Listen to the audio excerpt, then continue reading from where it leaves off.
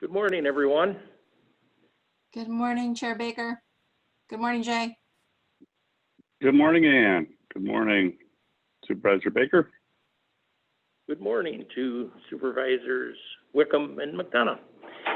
All right, we'll convene the meeting of the Dubuque County Board of Supervisors. It's a work session to discuss Board of Health mask mandate resolution and possible action.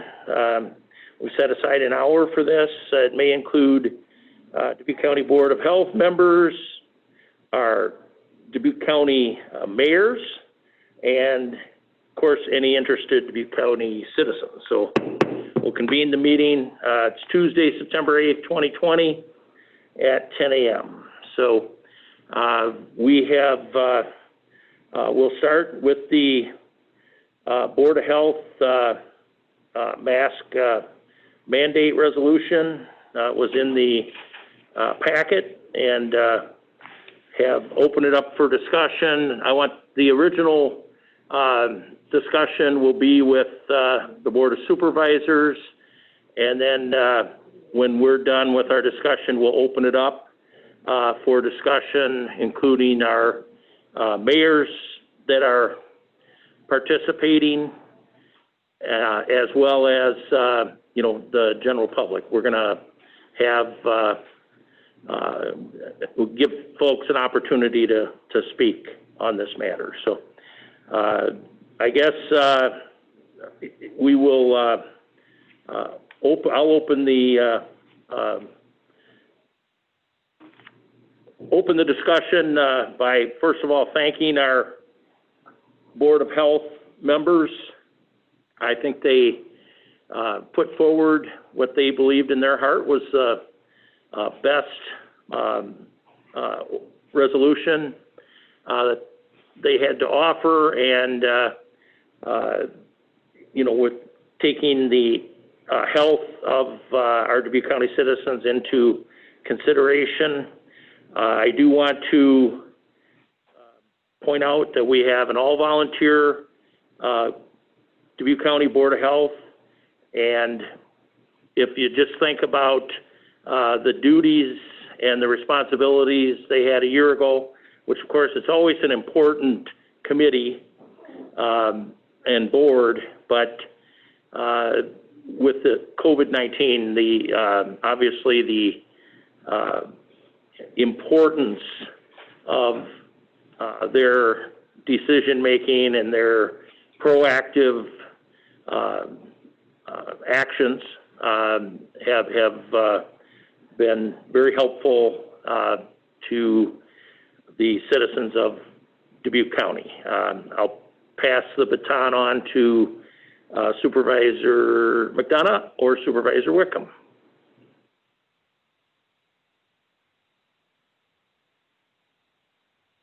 Well, this is Supervisor Wickham. I don't have any opening statements or comments, and I'm very interested in hearing from the local officials that have gathered. Okay. Supervisor McDonough?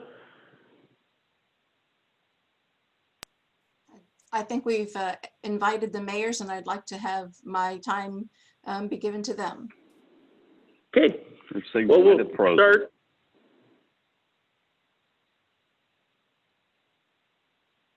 Okay, we do have a number of folks that would like to speak on this, so I would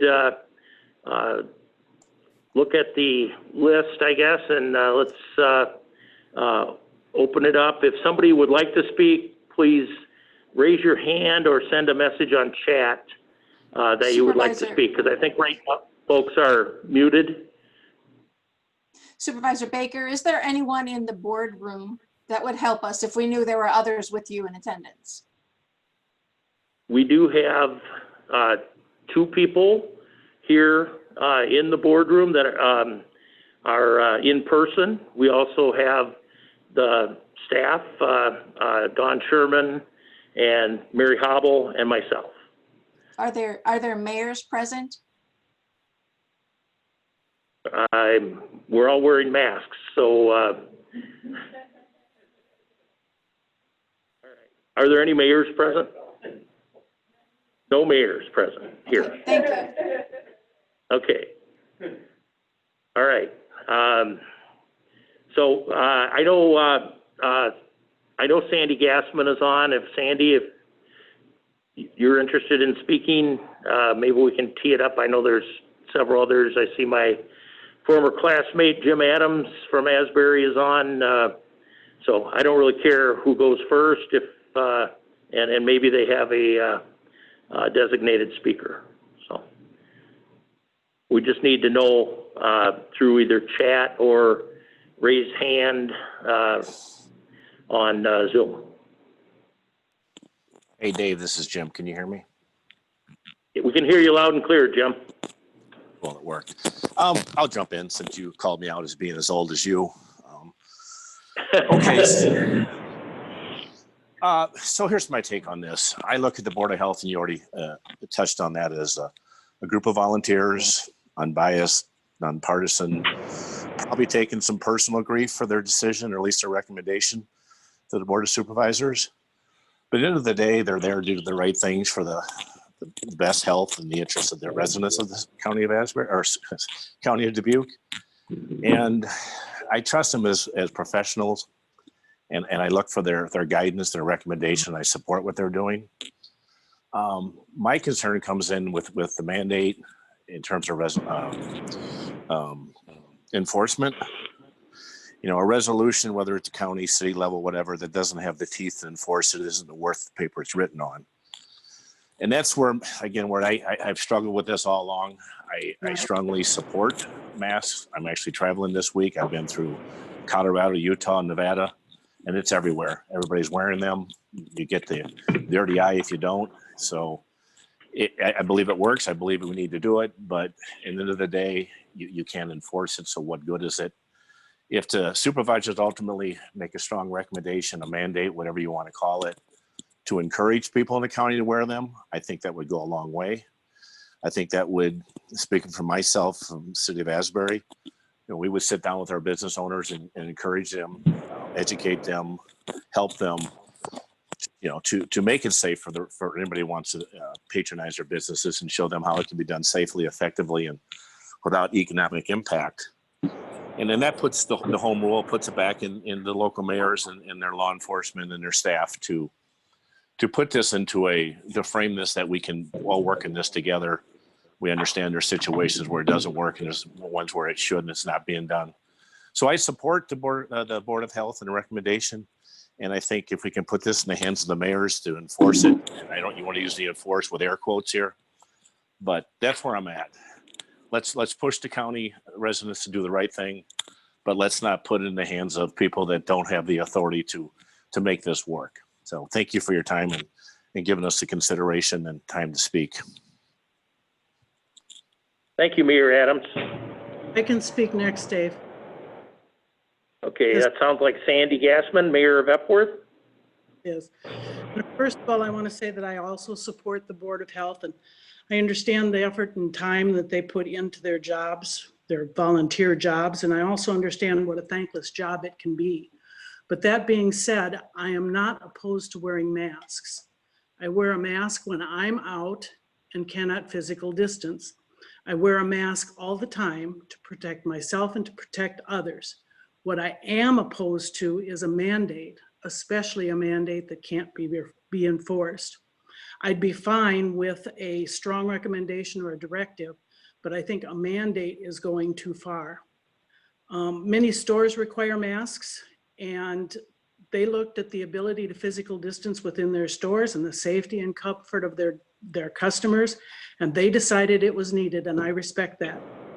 Schools require masks, and they looked at the staff and the students and the close proximity that they were going to be in and decided that masks were needed, and I respect that. The city of Dubuque has put in place a mandate.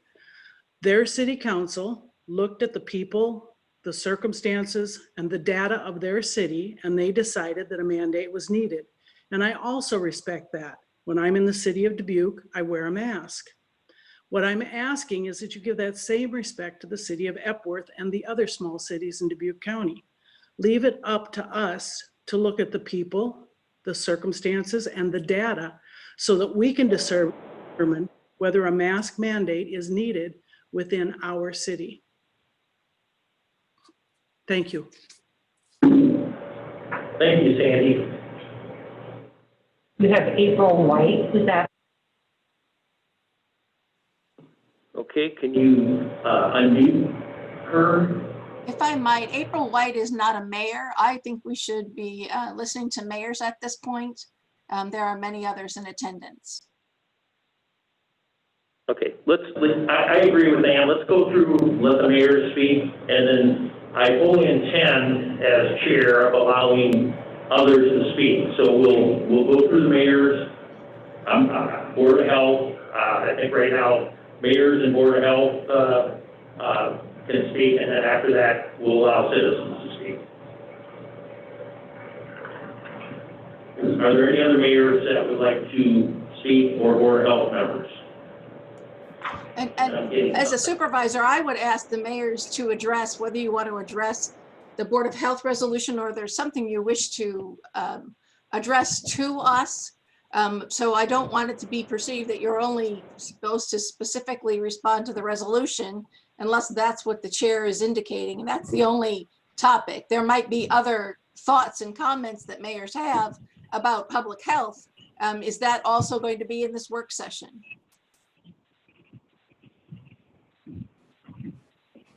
As chair, I authorized an alternative resolution to be placed on here on the agenda because I didn't want us to be, if it's voted down, to have to reschedule and have it take a long time for any action. So there is an alternative resolution.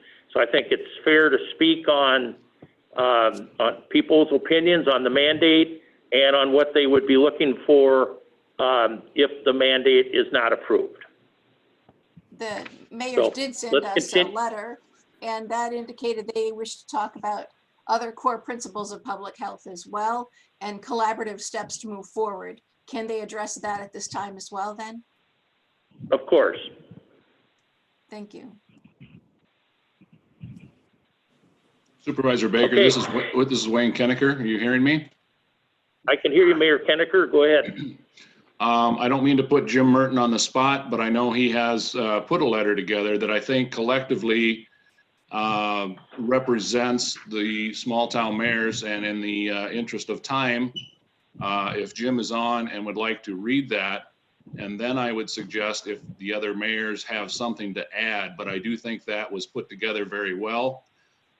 And I realize he sent it to the supervisors, but I think it would be worth the time that it would take to read that. Right.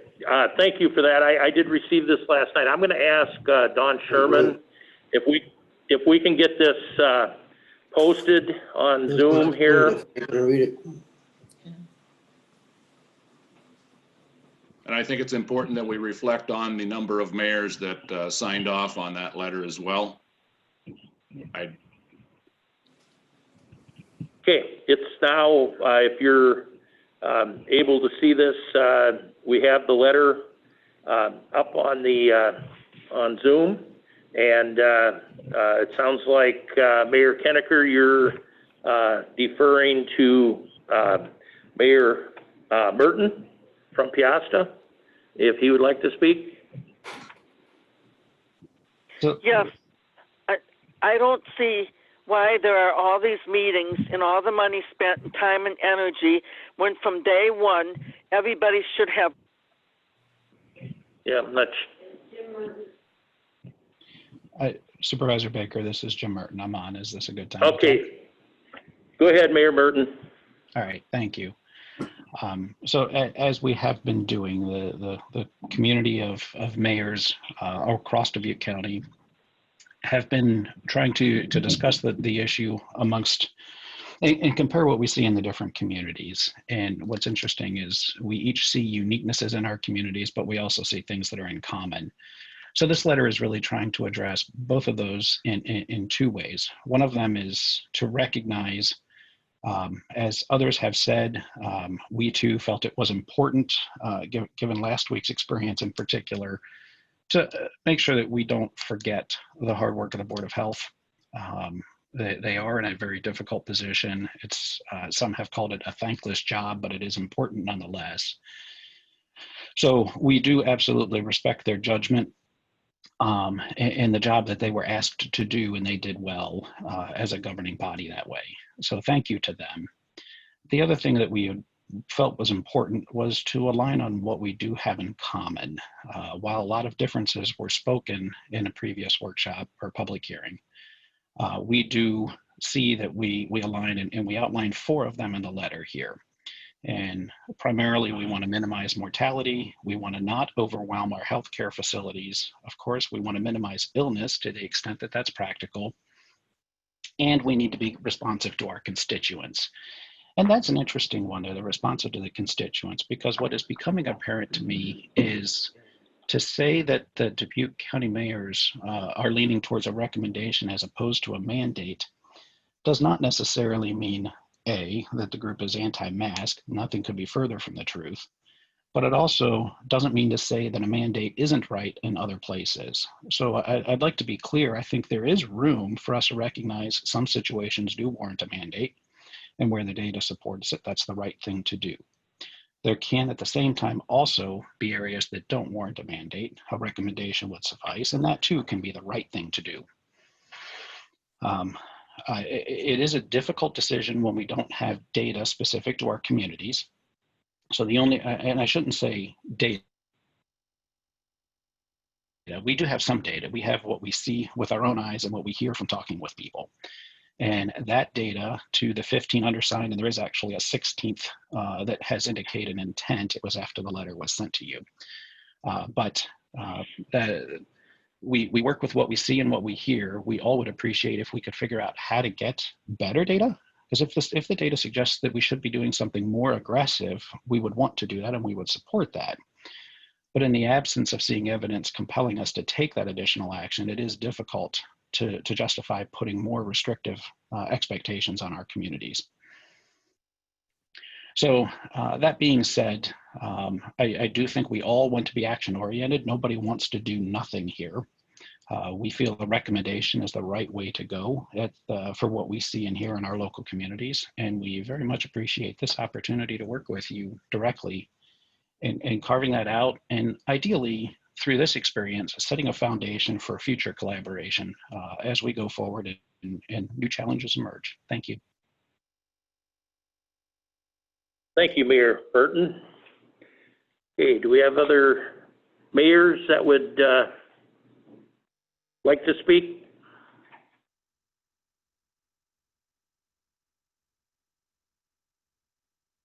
And again, I'll point out that the letter from the 15 mayors is posted, and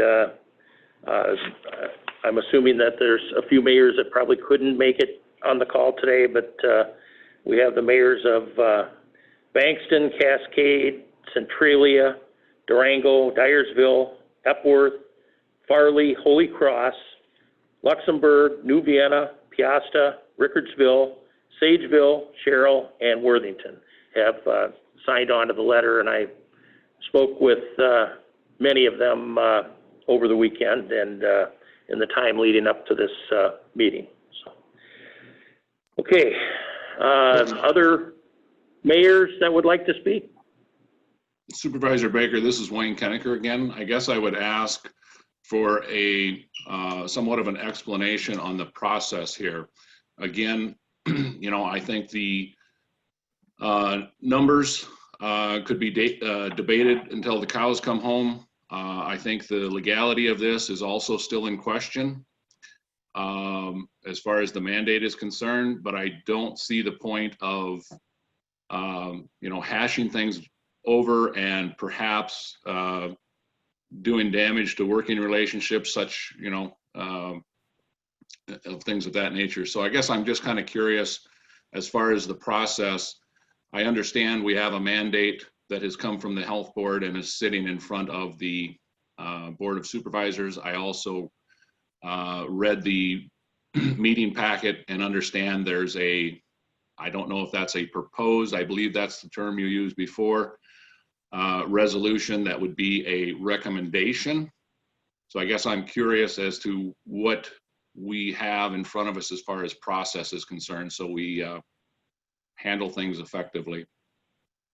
All right, I'll simply review the agenda here. The first item on the agenda, and we are in that process, is a work session to discuss the mask mandate resolution and possible action on that.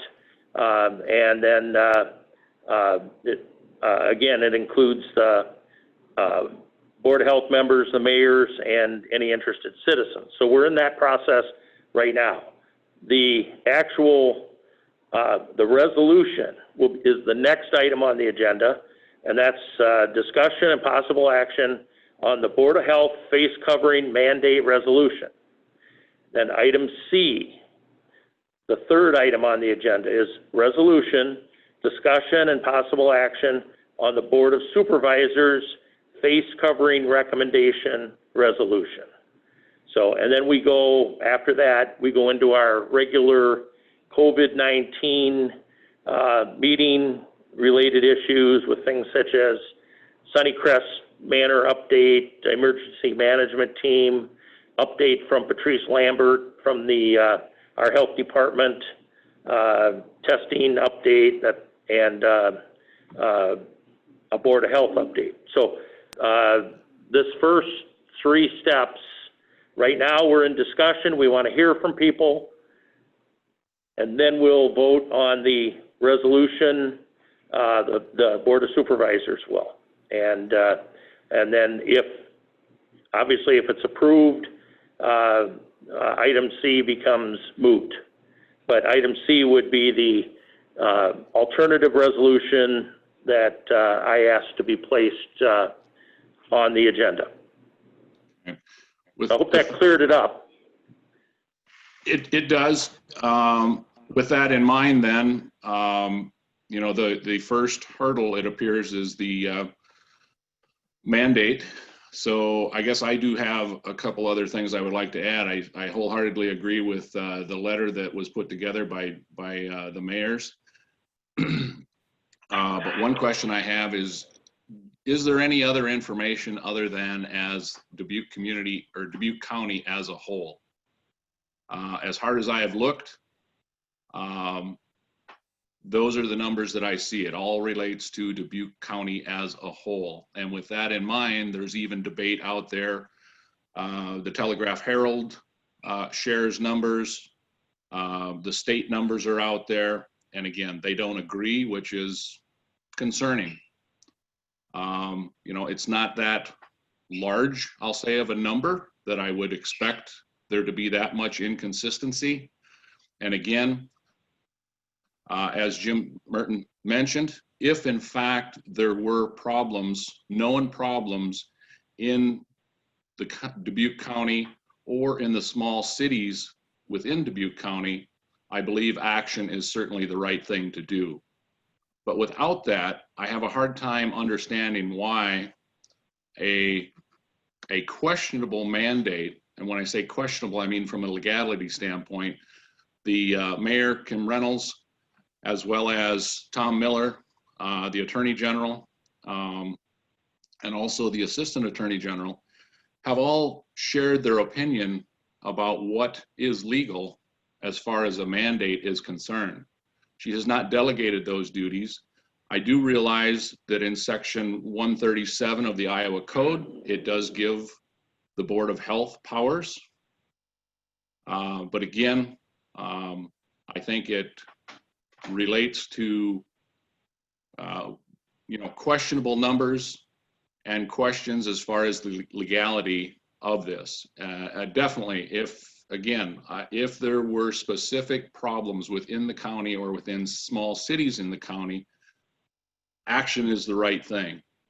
But in the absence of both of those clear answers to those questions, I don't see a mandate for the county and the small cities in the county being legal nor necessary with the data we have at this time. Wayne, Supervisor McDonough, and what I hear you saying is that the county may be able to help you, and it would be appreciated if we could get you better data based on your local environment, your community. And I don't know if we have our expert or those who are best in the know in Dubuque County, which would be, I think, Tom Berger and Patrice Lambert, as to the status of the Iowa Department of Public Health has indicated that they are working on that. Schools have been given dashboards, schools and colleges, to better understand their local communities. And it was our understanding, and we've asked this for many weeks, to allow there to be zip code identification so that communities have a better understanding of what's happening at home. So I think that's number one. We should work with you to get that for you. That's a missing piece. We're advocating for that. I'm happy to hear you say that, because that helps us make our case even better to the state of Iowa and to through our channels. I also want to ask the mayors as they present. I was in Cascade on Friday visiting just with citizens about their discomfort with information and about communication and telling people why and for what reason. And a person said, if we could get local testing by people we know, so if there was a local nurse or a local spot or some place where there could be local COVID testing by individuals of the community, nurses from Dyersville, would that be a service the county might be able to walk with you to do that? Would that also let you know better what's happening at home, so you could better communicate with your citizens and throughout an understanding of mask mandate, mask requirement, mask suggestion, but just in terms of what the public health is and understanding the disease in your community? Is that a need? So I'm interested in hearing, what needs do you want this board to do for you to help you be fully engaged in the public health issues in your community? I think that's exactly what I was trying to say. I think it is important, in order to act correctly, the specific information is definitely needed. We live, Dubuque County, you can probably debate this number, but I'm going to say roughly 2/3 of Dubuque County consists of citizens that live in the city of Dubuque. And we also have two inlets, the Wisconsin Bridge and the Illinois Bridge. And I can't believe that some of the statistics aren't a reflection of people that have come to the hospital or come to a testing site, even in Iowa. I realize it's Test Iowa, but again, I think there are some numbers that come into play from outside influences. And it's not a bad thing, don't get me wrong. I'm not saying it shouldn't happen. I'm just saying that we're trying to make a decision about a mandate, a questionable mandate at best. And to do that with less than accurate, less than complete information. And I know we work with the information we have, and that's sometimes the best we can do. And I appreciate the Board of Health's response.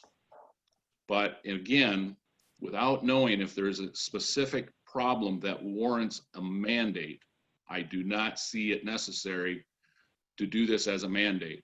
I wholeheartedly agree with it being a recommendation and educating people.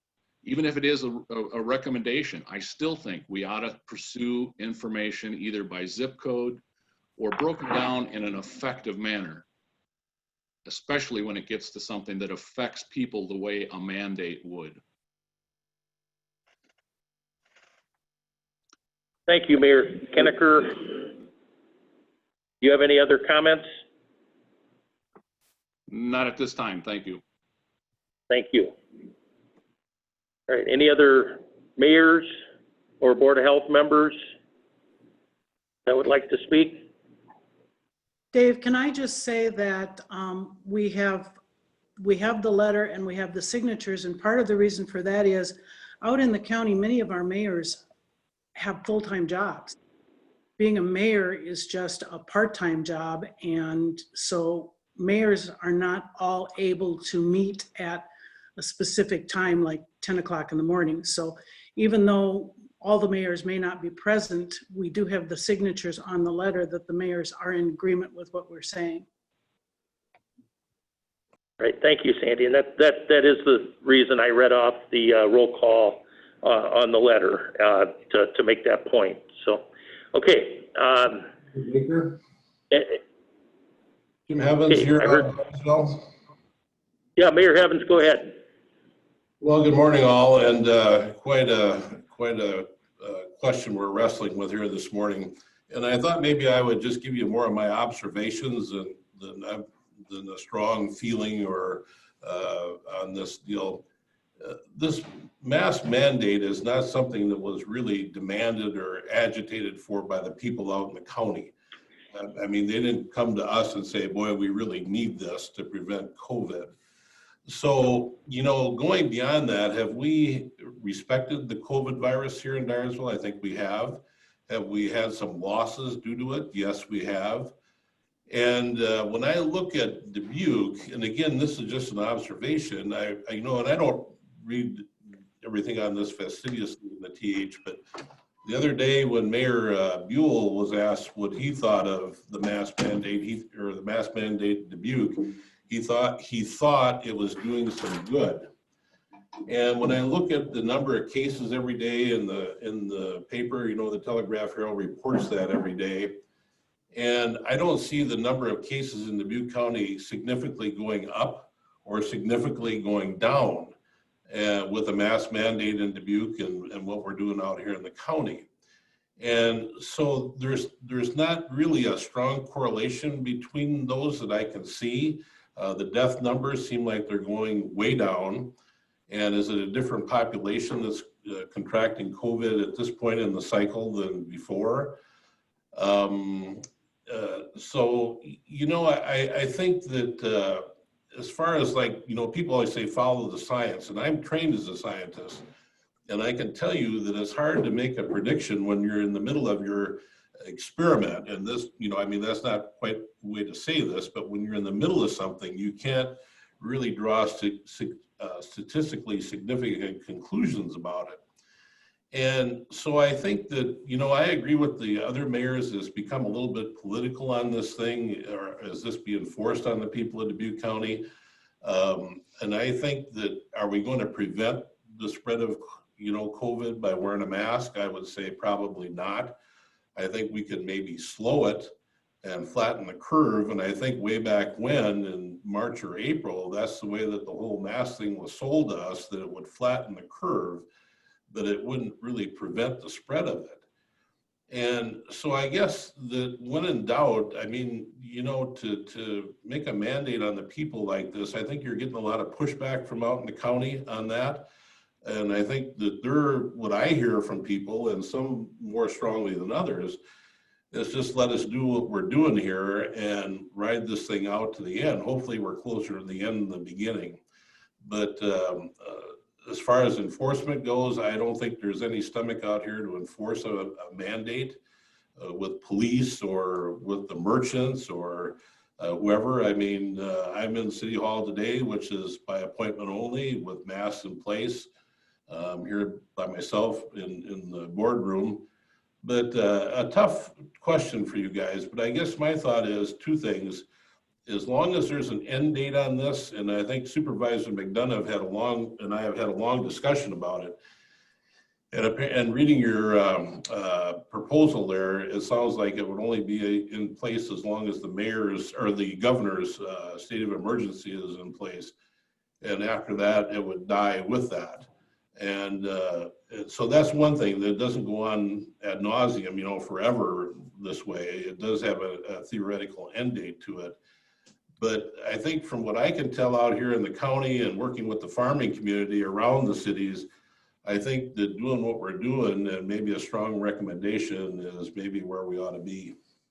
Thank you. Okay, thank you, Mayor Evans.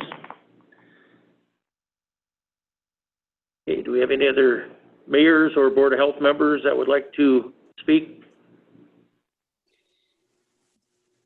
Dave, this is Diane Pape Freiberger. I'm on the Dubuque County Board of Health, and I thank the input from the mayors of the cities within Dubuque County. Just as as we heard on August 26th at our public hearing, you know, pretty much it's the same information that we're receiving from them. We have heard from a couple of additional mayors today. The Dubuque County Board of Health is a volunteer group, and we look at only the health and well-being of the county. We do not make decisions based on political motives at all. And as I believe I just heard that it could be for political reasons. And I know throughout the country, there's a lot of political reasons. That is not how the Dubuque County Board of Health works. And so we are looking at a mandate and not a recommendation, being that we had originally sent letters to each of the mayors in all the municipalities recommending, strongly recommending that they enact a mask enforcement within their own local communities, which was never brought to their forefront apparently until we went ahead and wrote the resolution for the mandate. And I've been watching since August 26th. I have been watching the data. We have to look at what the variables are also with the data. You know, we have had colleges coming back, even though we haven't tested all of the college students. We have had an increase in testing with college students. We've had an increase in testing with our long-term care facilities now with that new CMS guidelines that they are going to be enacting.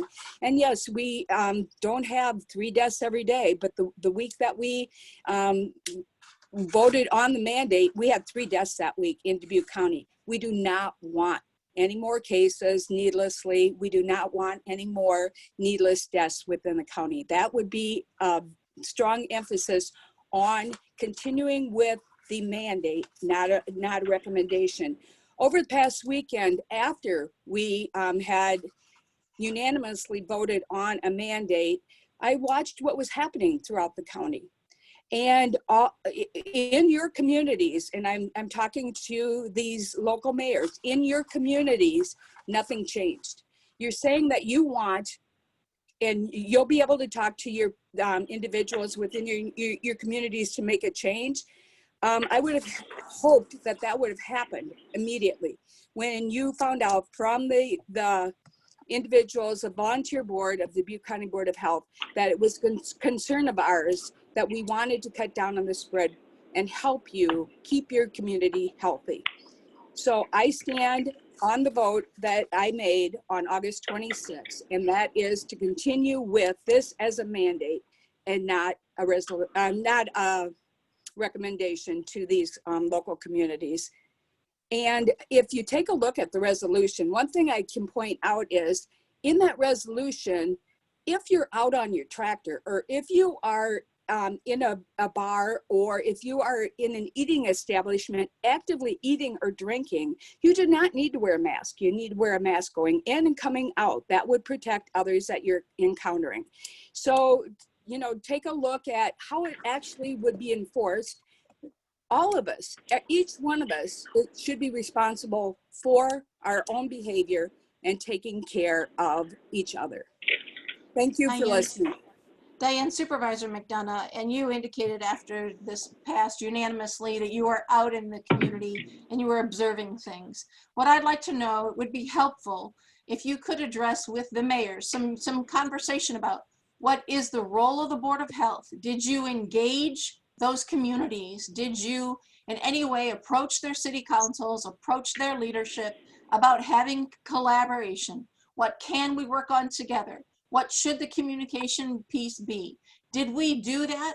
And if not, why are you willing to do that? Are you willing to do the work with these cities as they ask, as we collaborate and move forward?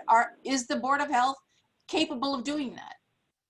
And thank you, Ann, for that question. I actually identified that, or I addressed that question at the end of our meeting on August 26th. I offered, as a Board of Health member, to take it to the full board for us to work with each of these local municipalities to see how it could impact their own municipality and to work on a resolution for each of those, because we know that each of these small communities acts differently.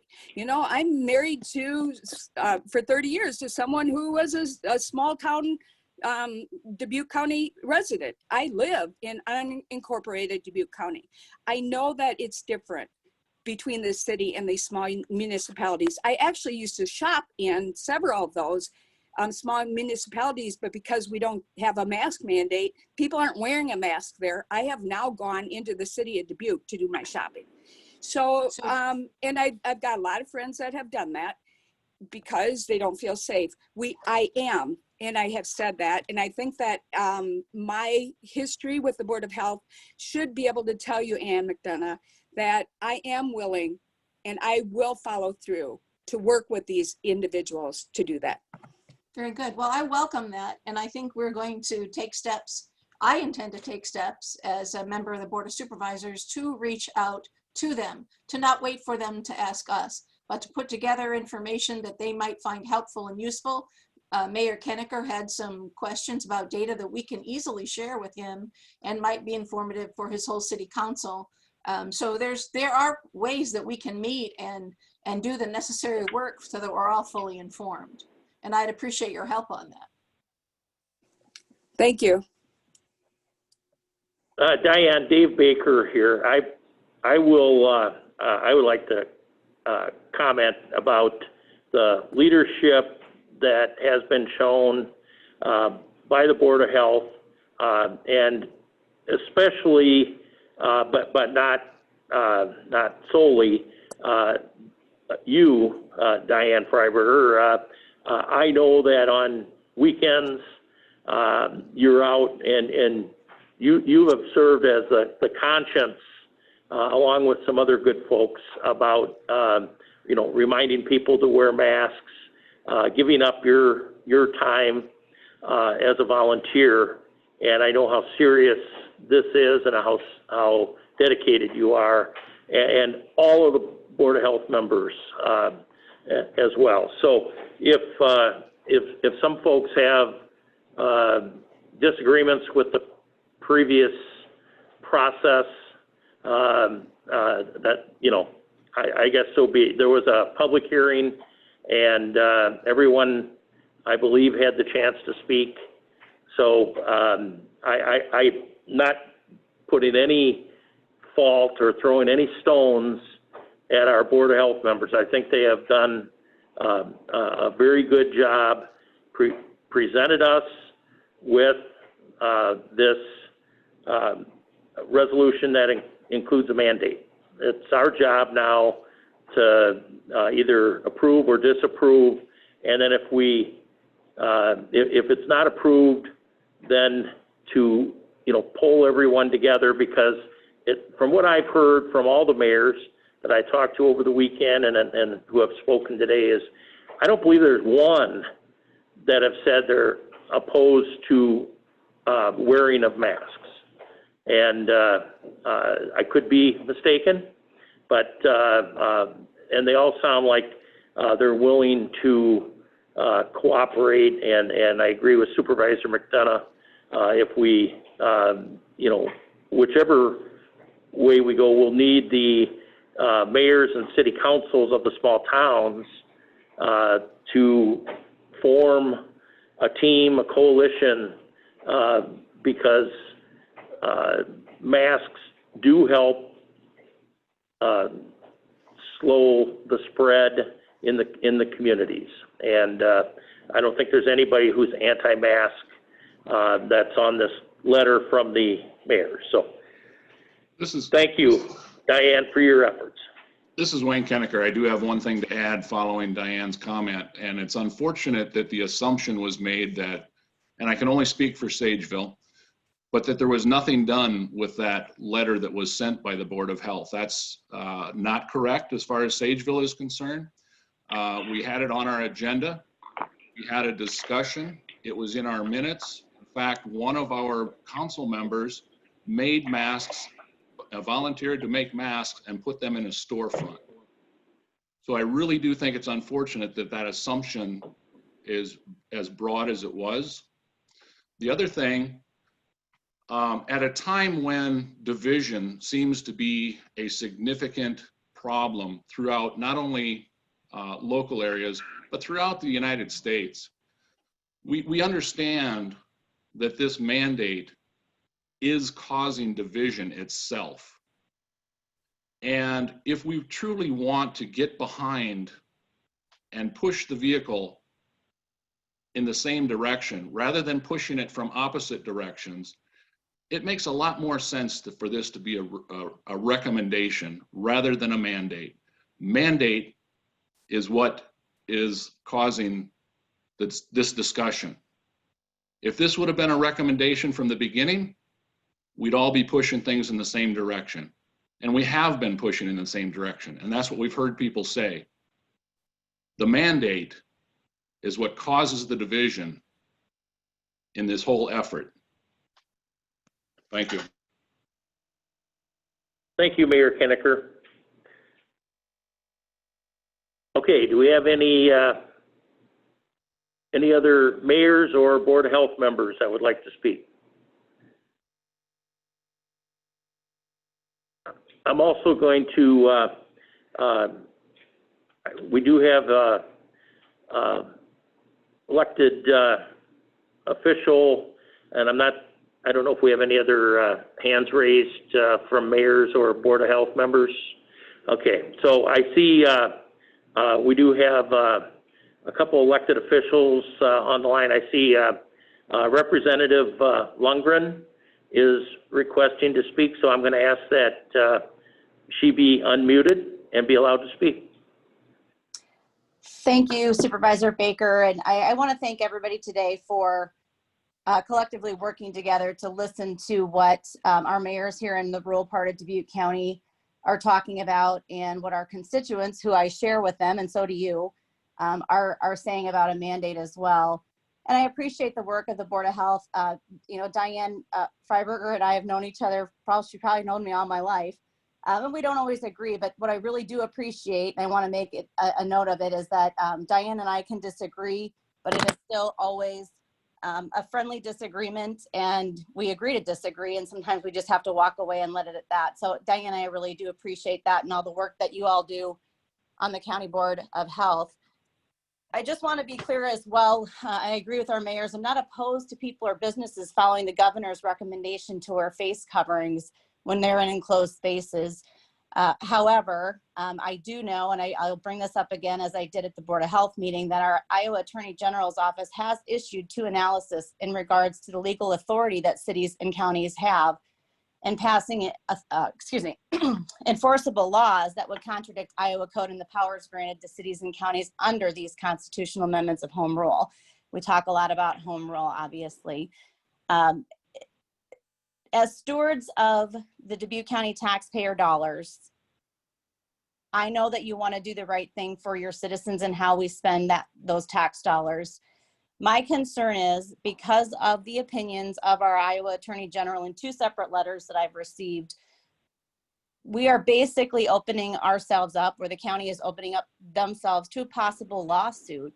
And unfortunately, in that instance, it costs the taxpayer twice. Once out of their pocket to file a lawsuit against an illegal mandate, and then secondly, the money that is used out of the county tax provisions to pay for it on the other side. And I just want to be clear again that I'm not opposed to people wearing masks and businesses choosing to do so. I'll also mention that I know a lot of people that are not shopping in Dubuque because of the mask mandate. So I think that does work both ways, Diane. But in essence, we have to be very cautious as to how we make this decision. And I support you deciding to do a recommendation without enforcement. Again, just telling people why it's a good idea to wear a mask and when they should be wearing a mask. However, I think it's a very poor use of our tax dollars if we have to use that to defend something that I believe our Attorney General has already stated is not within the power of authority for counties and cities based on the emergency declaration that the governor has made. So That's really all I wanted to state. I appreciate, again, all of the work that the Board of Health and all of our elected officials are doing during this pandemic. It hasn't been easy on any of us, but I think in essence, we are all trying to do the right thing for Dubuque County. Again, I would just encourage that we move into a recommendation for face masks and encourage people to make that choice rather than doing it as a mandate and in trying to enforce it. Thank you. Thanks for your time today. Thank you, Representative Lundgren. Okay, do we have any other mayors or elected officials or Board of Health members that would like to speak? If so, please message us in chat or raise your hand.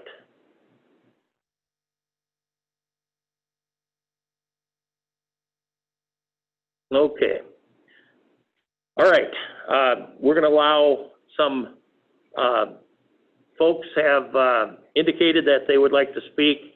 I'm looking at chat here, and it looks like we have okay, we have one in person that would like to speak, and I want to ask Dawn, you'll have to go to the podium, and when you do speak, we need your name and address, and then we'll allow you to speak. So if you want to go to the podium. And we're wearing masks, so I'm sorry, if I know you, I'm not recognizing you. Yeah, I understand. Okay. Is it okay? Yeah. Okay, I wanted to thank everybody. Name and address. Oh, sorry. My name is Nicole Weber, and it's 535 South Grandview Avenue. I am a Dubuque resident. I'm also representing Unmasked, DBQ, and the businesses within the county and the people within the county. First and foremost, I think that we do agree to some sort that if you choose to wear a mask, that is your choice. But there are people who are exempt, who do have medical issues. And what is happening in Dubuque that I can say is down at the farmer's market, for example, the policing powers of the people. I've been harassed. People have not told me where the bathroom is. I mean, it is gone into the hands of the people. And I know that the Dubuque Chamber of Commerce said they stepped out because this was political. And they said they tried on 2 separate occasions to get that removed. So I guess you can take a look at Dubuque and see what is coming towards your counties. There is inconsistency in the numbers. There is no FDA approved. I mean, any sort of COVID treatment or, I mean, nothing is FDA approved. It's gone under the, excuse me, let me find this really quick, the EUAs. I guess, what this really comes down to is the burden of proof and the burden of evidence. And I don't think an experimental type research that doesn't bear on ethical scientific, studies such as data samples, random variables, and all of that taken into consideration. I don't think the people are being heard. I think it's almost impossible to reach people because everything's shut down. There's also a huge risk in the masks themselves. You can go back to 2015, and the problem is that all the research conducted is A, experimental, or B, is off of healthcare facilities because it is unethical to do this type of research during a pandemic. Okay, so observations made by health officials are not unbiased. Observations and numbers that don't add up. I mean, you can look at every which direction on what they have, and the numbers are all completely different. Then you have Reynolds saying, well, some of this is due to a 15-year-old system. Or, the CDC saying, okay, well, there could be contamination. Not to mention the 7 individuals that I have talked to personally that all signed up, registered to take the test, did not go through the testing process, whether it was due to long lines or they had left, and 7 people received positive COVID test results in the mail that I know of. And if you go and you sample your citizens that have had it, you're going to find these inconsistencies. The 2 people that I did know and spoke with, that had one a parent, a parent, one a mother, one a father, both in nursing homes. They passed away and they were not able to see them. You have people waiting outside windows. You have, trying to get to their family. And that is one thing that you cannot bring back is time. You are not giving the people a choice. And more so, you are causing division among the people because you can't go and it's put the burden onto businesses. And as the AG, I talked to the Attorney General and he said there is nothing, Tom Miller, that it says that you can fine. I mean, you're talking about a law you can't even enforce or a mandate, off of recommendations. So you said before that you believe that, I just want to get it right, that research showed, that masks were helping slow the spread of COVID, or we're helping. But there is the numbers, as stated by one of the mayors. The numbers are about the same. I mean, there is no, if anything, the death rate has gone down. The people that are at high risk are unreachable. I would assume that people who are able and healthy people could help them more, if they could see what was going on and the health care that's being provided. In my own case, I went up to the ER, that was empty. I had a hand injury, my thumb that was broken. They let it go for a whole entire month. There was nothing. I mean, the people don't even want to go into hospitals that I've spoke with. People are avoiding stores. They're avoiding because of the ridicule of the public. You put the policing powers now into the public hands, and that is wrong, and that is causing some dangerous situations. Somebody down at the farmer's market last week when I was down there, I had my child there. There was pushing and shoving, and because some guy was down there videotaping, which, is a Fourth Amendment, you're approaching there, a Fourth Amendment right that isn't being, enforced. I don't think that any of this is doing anything more but dividing the community. I'm not telling people to take off their masks, but I am saying that I have asthma, and it is very difficult for me to breathe through them. My son, who goes to the school here in Dubuque, and the only reason that I'm bringing up Dubuque is because what's happening in Dubuque is on the county's doorsteps right now. And I am telling you that people move to the county for this reason, and each place should be taken, and have separate considerations. You're talking about businesses that you could wreck and destroy. I mean, the school system here in Dubuque is anything but fair and just. My son is going online because he couldn't wear a mask. Well, they offer a shield. Well, the CDC says the shields aren't even, protecting you there's no evidence. There is no clear and concise evidence that is ethical.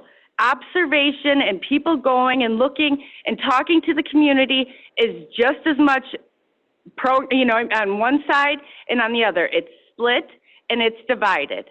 And I don't, this is turning into a real liability. So I'm placing the proof of burden on showing the citizens and showing, the other mayors and the people that reside here where the definitive evidence lies. Opinions are not evidence. Opinions are just that of your own. The numbers are not conclusive. I mean, there's, as you can go through, and see where all the lie and, how the testing samples are done. Ma'am, you're going to need to wrap up. Okay, so I'm sorry. In long story short, I guess the burden of proof should lie upon the state officials to provide definitive evidence that any of this is working or justified. And I thank you for your time. Okay, and I did not mention we're going to limit to 3 minutes, but I did not let the first speaker know that, so I started my watch about halfway through. So, all right.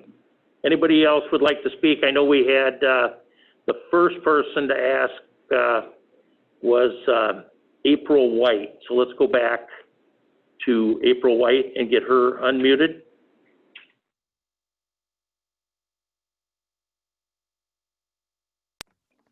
Hi, I wanted to start off by thanking you for letting me speak today.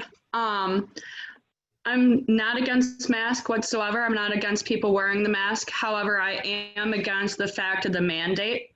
I'm against the division that it's causing. I'm against our own community and government that thinks that they can override the power of our governor.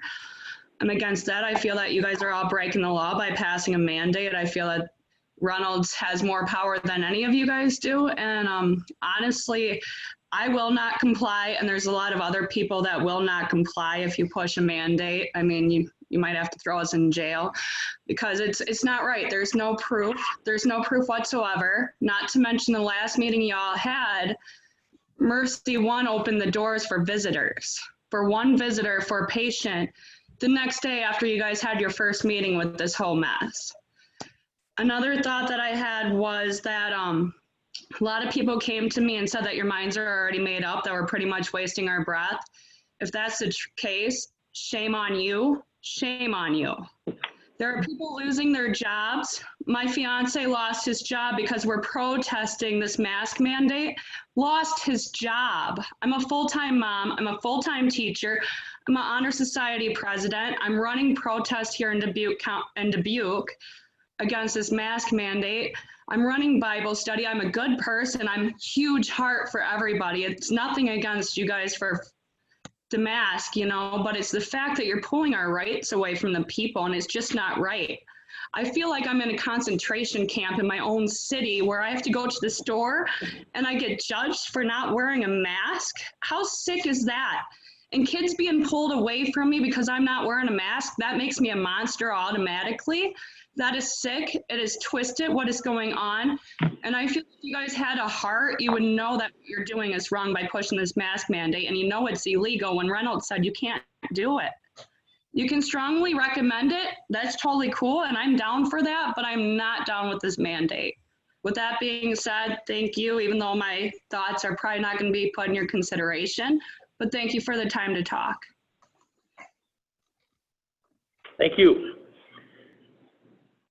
Okay, we have the next one that had indicated that they would like to speak would be Patricia Galliard, and it's under Lyle, it says. If we can get Patricia Galliard unmuted.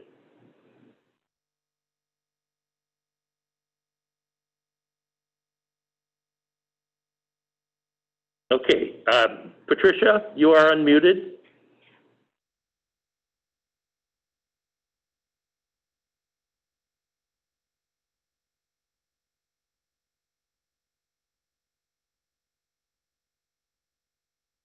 Okay.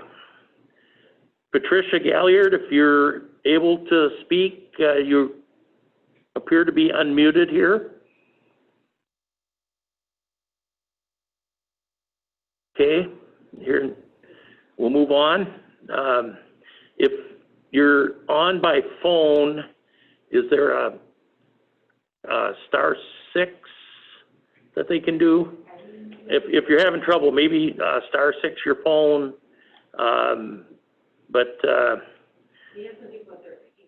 Okay, all right. If you, okay, Mr. Bush, go ahead. We're going to unmute you. Good morning. Thank you, everyone. This is my name is Doran. How's it going, Dave? I know you for a long time. Doran Bush. I live at 3259 Asbury in Dubuque County here. I'm going to make this really quick. I've written down what I wanted to say, and it should just take me a second. And so here goes. It's not about just wearing a mask like most of you would have think. It's about the freedom of life, liberty, and opinion, my opinion. I have my own opinion on this so-called pandemic.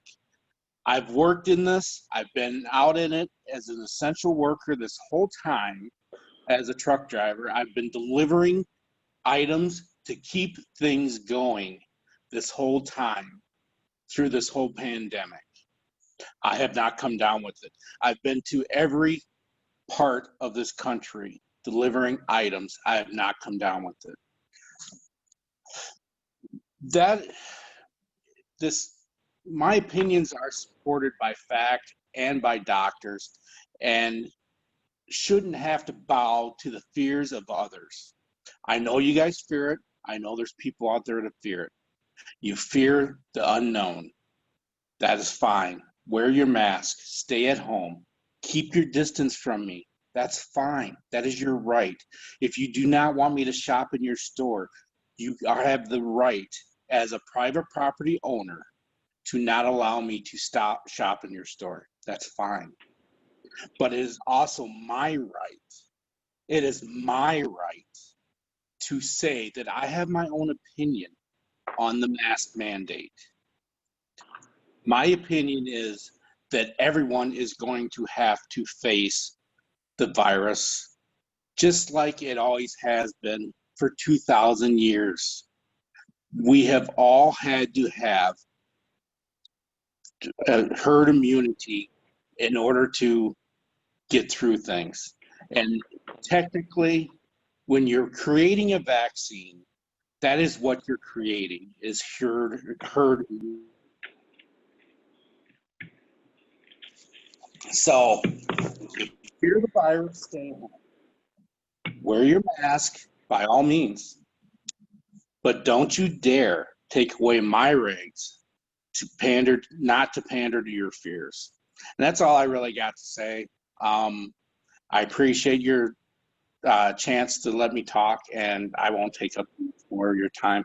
I appreciate the Board of Health with their medical assessment of it, but there is a lot more to it than just a medical assessment. There is personal freedom, and there is also financial ruin that is happening to this country because of it. I will not shop in a store that makes me wear a mask. It is my right not to. It is their right. Hey, Doran, we're at the 3 minutes. I Thank appreciate you. it. Thank you, Dave. Thank you.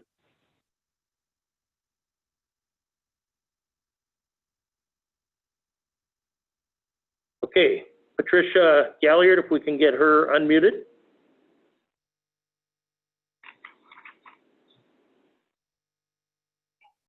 All right, I think I'm unmuted now. Is that right? We can hear you now. Hey, okay, I switched devices. First of all, I apologize for my little technical difficulty there. And I thank you all very, very much for the opportunity to speak today.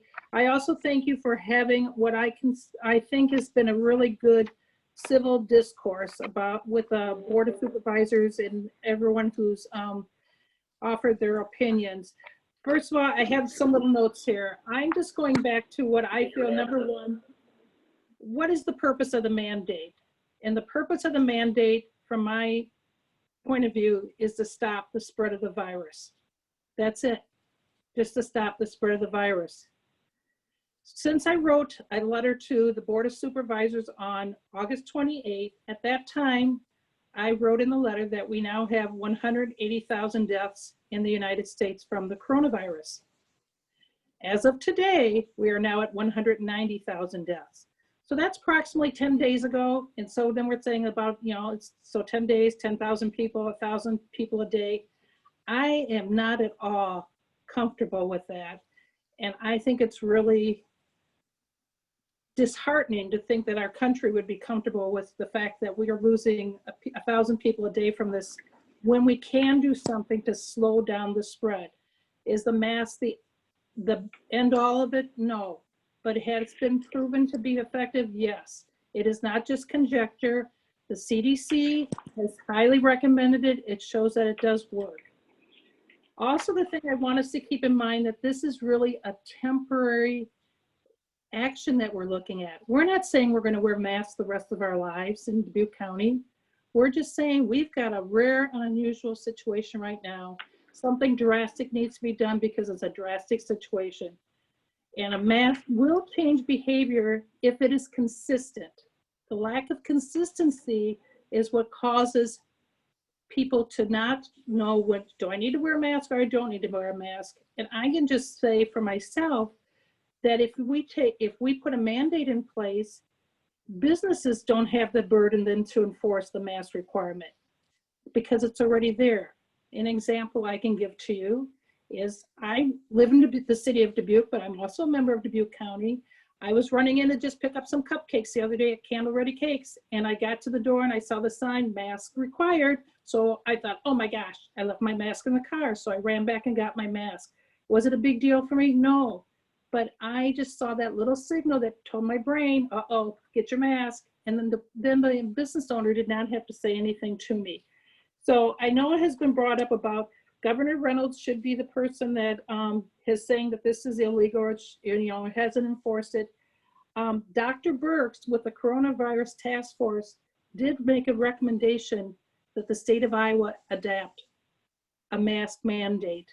Unfortunately, Governor Reynolds did not do that. Personally, I feel that's resulted in a couple of things. One is an increase in positivity rate, but I do think also it's resulted in more divisiveness, of which we've heard some of. If it was in place, there is no divisiveness. We've talked about this before. Seatbelts are in place, we wear them. Can't smoke in restaurants anymore, so we step outside to smoke. I mean, so there's some things that we just know that human behavior needs those guidelines. Also, the enforcement has been brought up, and I do agree. Patricia, we're at the 3 minutes, and also we do need your address for the record. Sure. My address is 1300 Tomahawk Drive in Dubuque, Iowa. And I thank you for your time. Thank you. Mm-hmm. Okay. We have others with their hand raised? Andrew Butler. If we can get him unmuted. Can you hear me? We can hear you. Great. This is Andy Butler. I live at 898 Mount Carmel Road in Dubuque. A couple of things. First of all, I'd like to acknowledge the work that the Board of Health has done and the work that the county supervisors are undertaking. Leadership takes real courage, especially when the decisions to be made impact so many people. Over the weekend, I think many people learned that Iowa now has the highest infection rate per 100,000 people of any state in the country. So whatever it is we're doing as a state hasn't been very effective. By way of cities and counties implementing mask mandates, more and more cities and counties across the state are deciding that that is indeed the right course of action. To the best of my ability, I haven't seen any action or response from the state to go litigate those concerns. So while the potential is there, my sense is that the governor and the AG are likely going to go let the cities and counties make decisions for what they're doing. I think the third thing to note is that the trend in Dubuque from a positivity rate, from an infection rate, from a hospitalization rate standpoint is bucking the trend of Iowa. So the mask mandate that the city of Dubuque passed a month ago is having some impact. And you know, the data is arguable and questionable just because we don't know the specific details. But the results that seem to be achieved, just looking at the trends, are very positive. It only takes one person to infect several other people. And while arguably nobody likes the requirement of having to wear a mask, it really becomes one of altruism. It's not about me, Andy. It's about the people that I come in contact with who may be impacted by my decisions. And that's how I look at that. But just to end this, I strongly support the mask mandate. I strongly supported testing for a long time, as most of you know. And part of me goes, had we had the courage or had we had the foresight to have this discussion back in April, how much further ahead would we be? How many lives would not have been lost? How many people would not have been hospitalized? How many hundreds of thousands of dollars of medical care could have been reserved for other needs and causes? So that's really all I have to say. It's tough work you're all doing. We all have good opinions. We don't all agree, but I think together as a group, I trust that you will make the right decision for the county of Dubuque and have the courage to go lead. Thank you, Mr. Butler. Hey, do we have others with their hand raised? Okay. We have someone with the phone number ending in 243. And you are unmuted? Yep, this is Whitney Buskey. Can you hear me? Yes.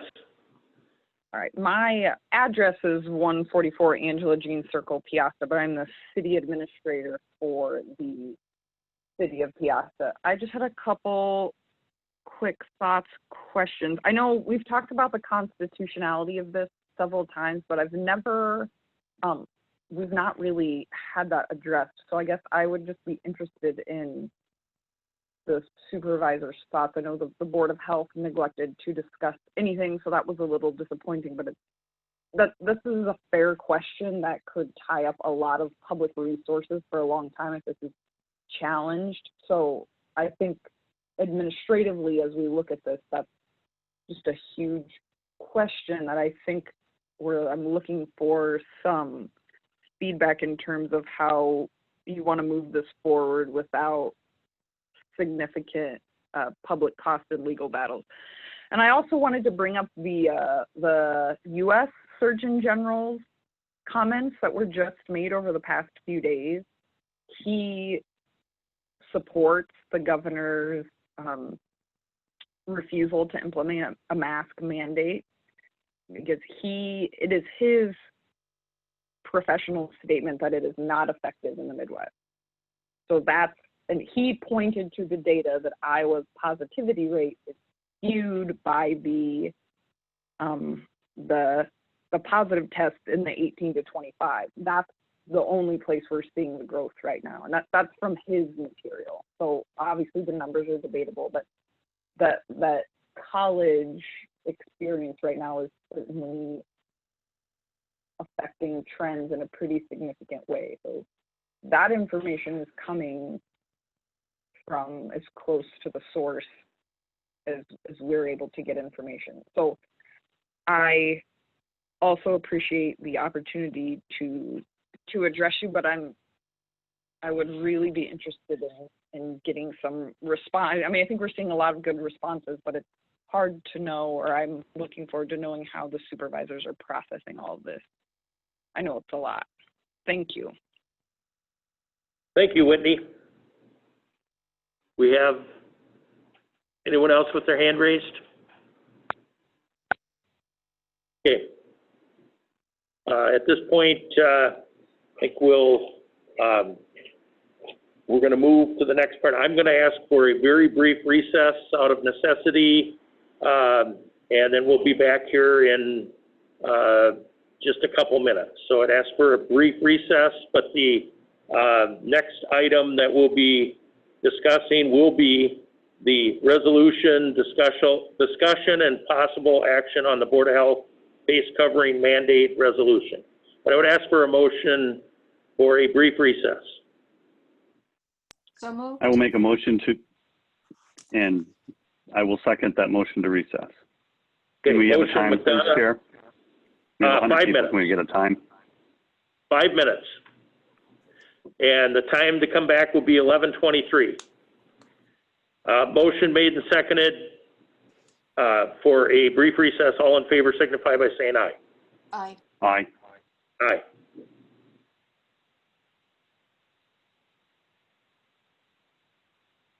I gotta hurry.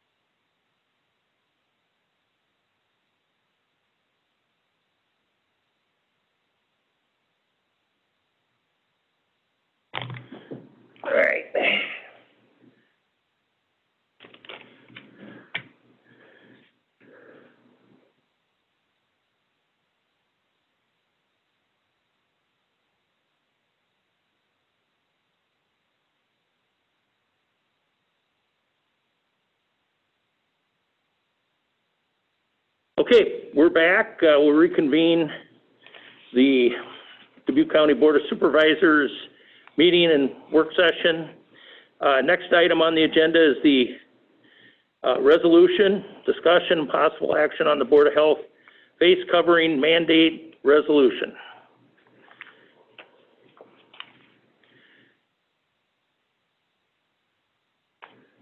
Any discussion from Supervisors McDonough or Wickham?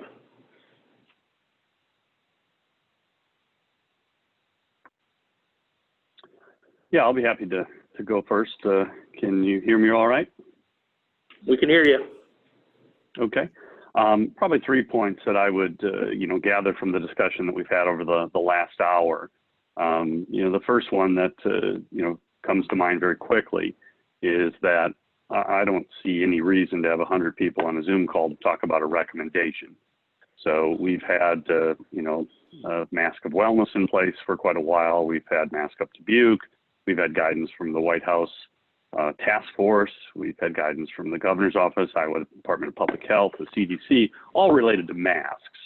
And so I think trying to have having a public discussion related to a recommendation of masks just doesn't seem to have much influence from my vantage point.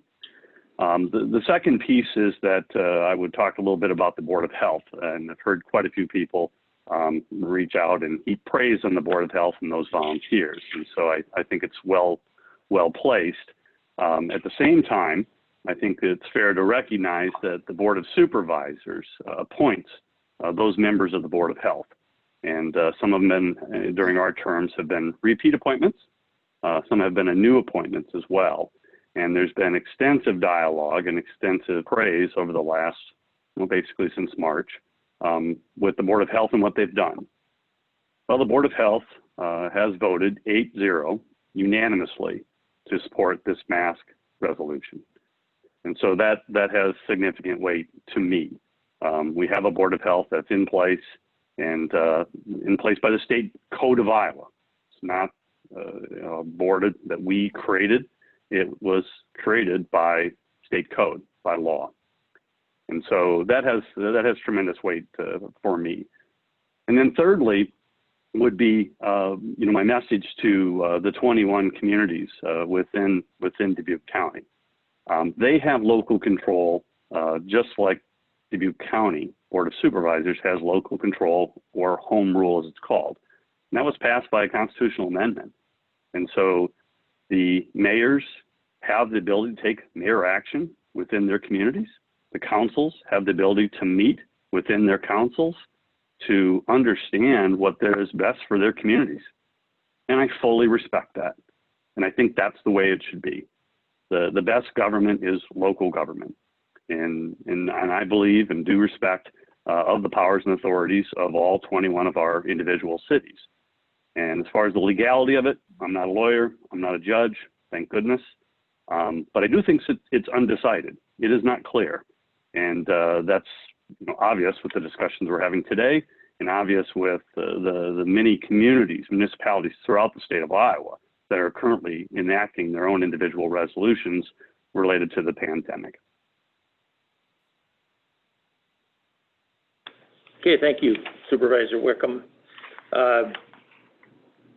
Supervisor McDonough, any comments, questions?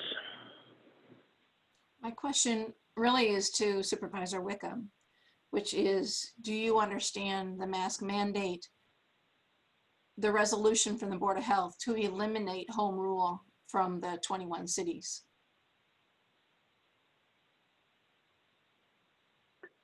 As I stated, I don't interpret it that way, but I'm not a lawyer nor a judge, so that's not my role. So if you would vote for this resolution as a mandate, it's your understanding that the cities and towns could decide to opt out? My comment is that I would encourage every local government to exercise their home rule and their local control.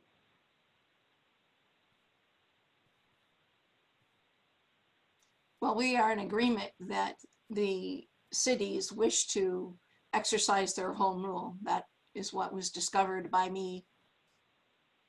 I was working with mayors many weeks ago, and they had interest in being able to determine and appropriately decide what they wish to do for their own communities. They had addressed it at their city councils, but not come to any kind of solution or final determination. But when we took the turn to the mandate, that's when we discovered that the mayors genuinely cherish that, and they intend to remain with that. They are absolutely based home rule. That's staying with certainly the spirit of the Iowa Constitution as it grants between the state of Iowa and the cities. It grants municipalities their own ability to issue rules at home, thus the term home rule. And keeping with the spirit of that law, I think the county should also extend to cities their home rule. It's best at home. The closest we can get to citizens making these determinations with their democratically elected leaders, the better we are as democracy runs. So it sounds like you and I are on the same page with regard to how to affect home rule. Okay, thank you, Supervisor McDonough. I will comment at this time. I have been a strong proponent of home rule or local control, and it did trouble me that the mandate resolution appeared to be binding on the small towns within Dubuque County. Actually, that is something that I have talked to numerous mayors about, and so I can in good faith agree that the smaller towns can't, make their own decision under home rule, and then express concern when the state takes action that takes home rule and local control away from Dubuque County. I think that would be hypocritical. I also have issues with enforcement, and there's two things. I saw a recent article that there have been no citations in the city of Dubuque. There have been some calls, I guess, and there, but no, I guess, enforcement.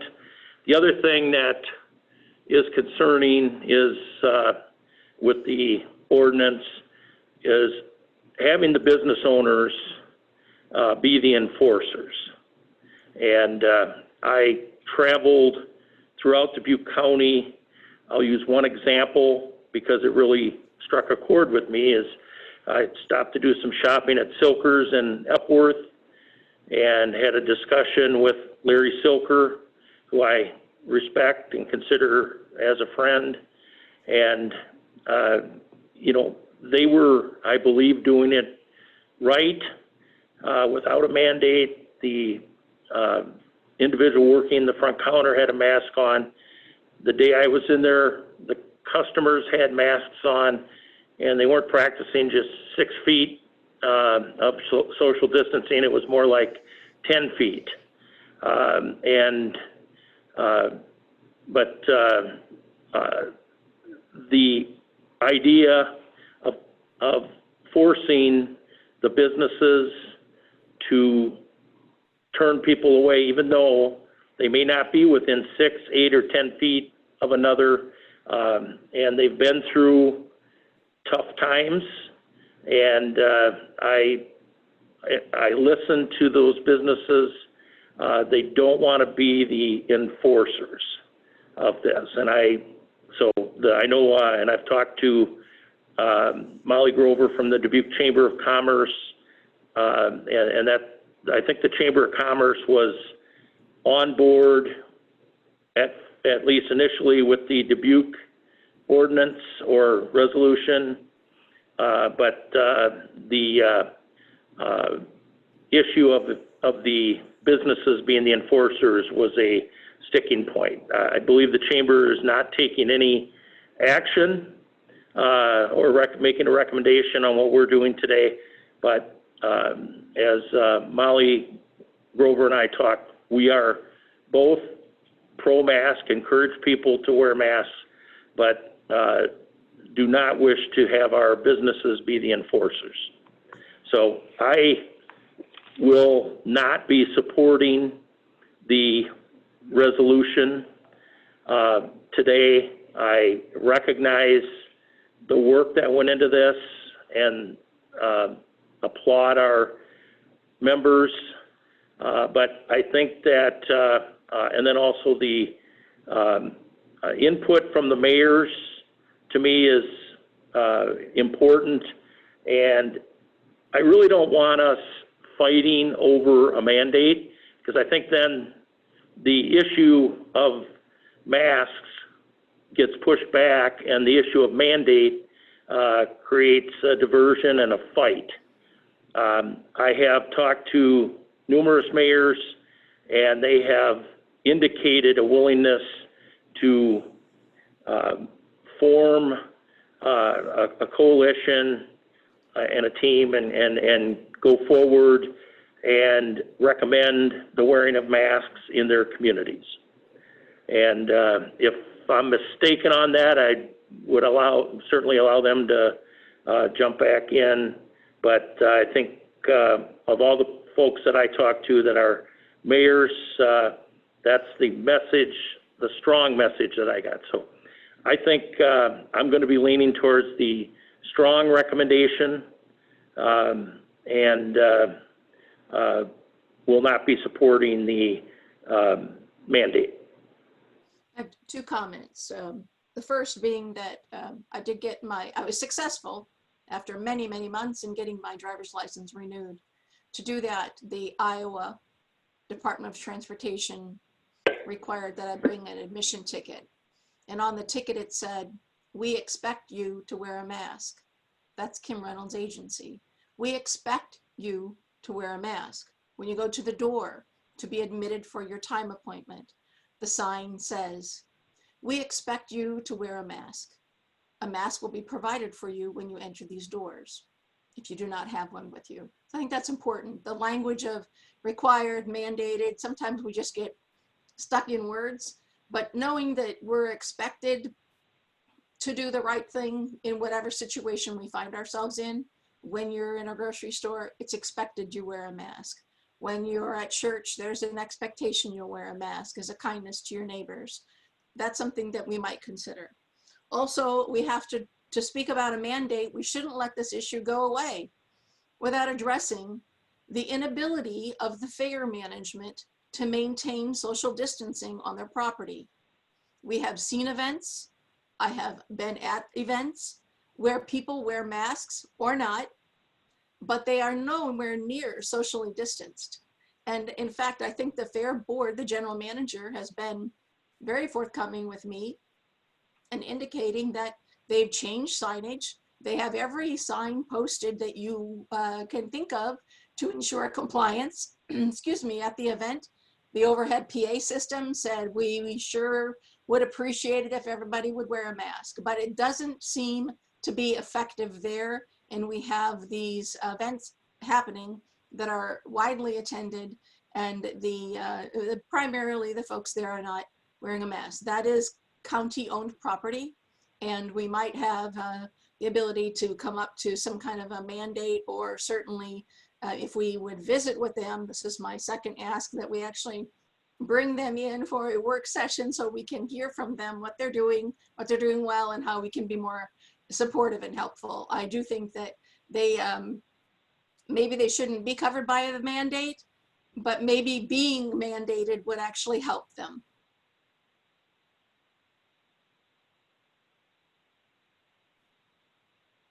Okay, any other questions, comments? We have the issue of the resolution recommended by the Board of Health. I will make a motion to approve the Board of Health mask mandate. Again, I will second just for discussion. Okay, there's a motion made and seconded to approve the mask mandate as put forth by the Dubuque County Board of Health. And I'd also like to ask, We're open for discussion. we may need to have the county attorney also be present. I think CJ was on early. Because I think we need to have him tell us whether or not cities can opt out of this mandate or if they are required to be covered by the mandate. I know that Supervisor Wickham feels they can opt out, I believe, unless that's not your intent, Supervisor Wickham. And I think we want to be clear about what is in fact the impact of passing this resolution. I'd be happy to hear from the county attorney and hear his opinion. Okay, County Attorney May, you are unmuted. Good morning. I guess I'm not quite certain exactly which question that you would like me to answer. So is it from you, Supervisor McDonough, or? What question did you hear, CJ? Well, I heard several things. One was about perhaps an opting out. I think you also mentioned the question whether this type of a mandate would be lawful or enforceable. So if you, I heard your comment, Supervisor McDonough, that if you're going to have a future work session, that those were the things you would want addressed at that time. Maybe I misheard you. If we pass this resolution today, are the cities allowed to opt out of this resolution in the future? My reading of the applicable statutes is that those municipalities would have had to have a local board of health in place prior to July 1 of 2010. There was some major legislative changes to Chapter 137 at that time, and that was sort of the line of demarcation. So my opinion would be that they do not have the ability to opt out of this countywide mandate.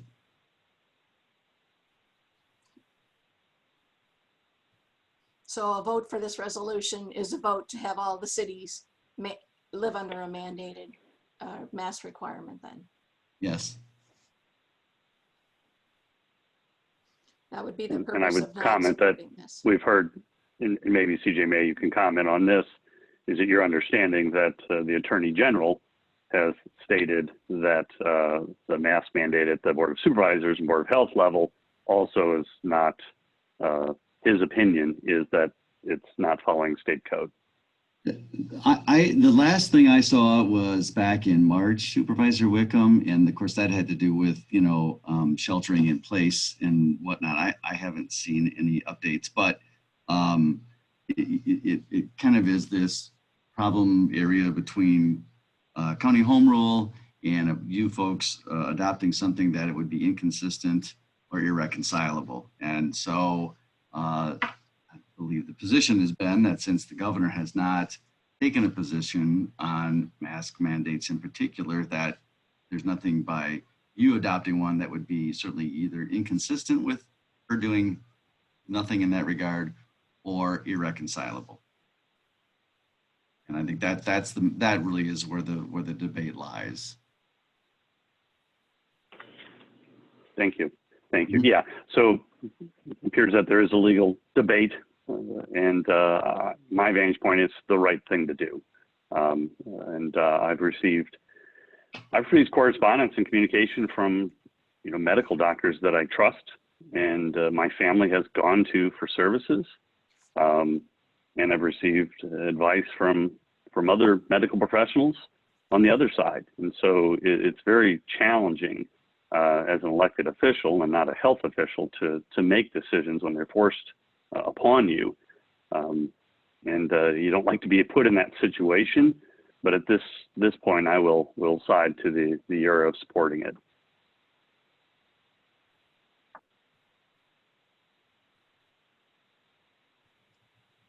So this is Supervisor Baker. As I said, because of the home rule, local control issue, and the enforcement issues, I won't be supporting it. But I will be asking the board to support the strong recommendation, and that the mayors that I've talked to have pledged that they would be on board with offering their support if that's the direction that we go. I have no further comments. Any other comments, questions? Okay, the motion was made to adopt the resolution as presented by the Board of Health. All in favor signify by saying aye. Aye. All opposed, use the sign of nay. Nay. Nay. It is defeated, the motion is defeated 2-1. We will move on to the next item on the agenda, which is resolution, discussion, and possible action on the Board of Supervisors face covering recommendation resolution. And I'm going to ask Ed Raber to give the background on this. I believe this is very similar to the Board of Health recommendation without the word mandate. This is Ed Raber. Thank you, Chair Baker. And I apologize, the camera's over here, but I'm looking at my screen over here. In the board packet, I had included a memo that outlined some of the background from the Board of Health and the options that they had at their August 26th meeting that they discussed. It's dated August 3rd. You didn't write that August 3rd, did you? I mean, it must have been written. I can't remember if this is one you sent to us on August 3rd, or is this the memo that was maybe September 3rd? It was September. I appreciate the noting that. I think it's just a clerical error. I apologize. Sure. I had prepared it for this week's agenda. Okay. For today, so I've noted that how they stepped through the variety of options that they had at their August 26th meeting, and then that Chair Beshin from the Board of Health had provided you an update last Monday on August 31st. For today, I had outlined for you the different options. You've moved through at least a few of those. As you ask about the strong recommendation, I a week ago consulted with the County Attorney CJ May and asked what the difference between the what elements in the Board of Health's recommendation make that a mandate. And when I say the Board of Health's recommendation, their recommendation of the resolution mandating face coverings that they are recommending to the Board of Supervisors. And the language that County Attorney CJ May and I have stepped through regarding the statements in the resolution that it would require it, and about, as I think has been noted, the businesses being the enforcement part. As I worked with him, I just simply removed that language. what remains is a strong recommendation about when to wear masks, and situations in which masks are where it is reasonable to not wear a mask. So this resolution, I did not write the language in there. It is from other products, but is pared down to statements that do not require a mask, but provide guidance about when mask wearing is appropriate and when there is a legitimate statement about when you might not wear that. Supervisor McDonough, we just listened to the mayors. The mayors have been giving us letters and correspondence, and there's been multitudes of conversations. I would like to see the next resolution that we might take action on reflect conversations that have been having with them and in their communities. I think we want to begin to pivot away from what the Board of Supervisors might say should be so, and ask them for their ideas of what should be included. Also, there's noting that Dubuque Community School Boards asked us to require, well, the Western Dubuque Community School District has not done that. In fact, the members of the Western Dubuque Community School District have asked us for strong recommendation. So even in the recitation paragraphs, I think that the time has, we've had enough change of time, enough change of conversation that we should be making sure that our paragraphs reflect the newness of today's conversation. So maybe the mayors can weigh in on this resolution over there this week and let us know how they feel about the language. I certainly had several mayors say, yeah, it looks a lot closer to where we want to be, but it would be good to, having just finished that conversation, would be good to have some input from them as to what they would like to actually see be in a recommendation that they would support. My comment would be is if you want the mayors to pass something or agree upon something, they all have that ability. They all have city council meetings. They all have mayor control. So, that would allow them to do it. Don't I think you've heard from them. They don't want it forced on them. So I'm not sure where you're trying to go with this one as well. But I mean, the mayors clearly want control. Grant it to them. I see no importance or significance of this recommendation resolution. I see no value in it. I'm with you, Supervisor Wickham. Certainly at this time, I believe the mayors will let us know what they would like to have us issue a recommendation about, if that's the action that they would like to have us take. So if we're going to work collaboratively, that means that there's work for us to do and for the county to do, to be engaged with the cities on public health issues and on COVID response. And I do think there's certainly things we can do to be helpful as they achieve their goals. So this language of I don't know if they asked for our help. Yeah, well, they've I don't know if they've asked for help, and we should. They've asked for my okay, help. good, So. good. So yeah, Chair, I don't know if how much discussion you want on this. If we just want to move to the agenda, I think we've got consensus that action's not going to be taken today, or at least not positive action.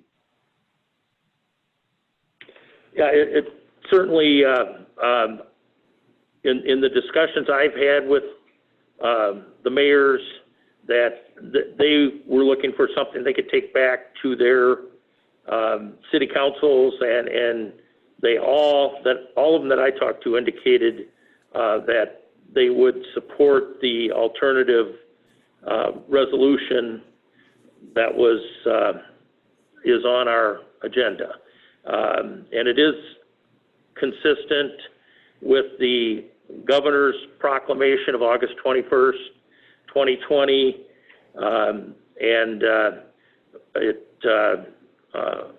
where statewide there's a strong encouragement for wearing of masks or face coverings when in public settings, and it says it especially applies when it isn't possible to remain 6 feet away from others from different households except for health or disability. So I think the resolution is consistent, but I also think that this would I'll give the mayors a document to work with, and I agree that if they didn't like it, they could change it. But from the discussions I've had, this is what they were looking for. So I would encourage us to adopt the alternative resolution.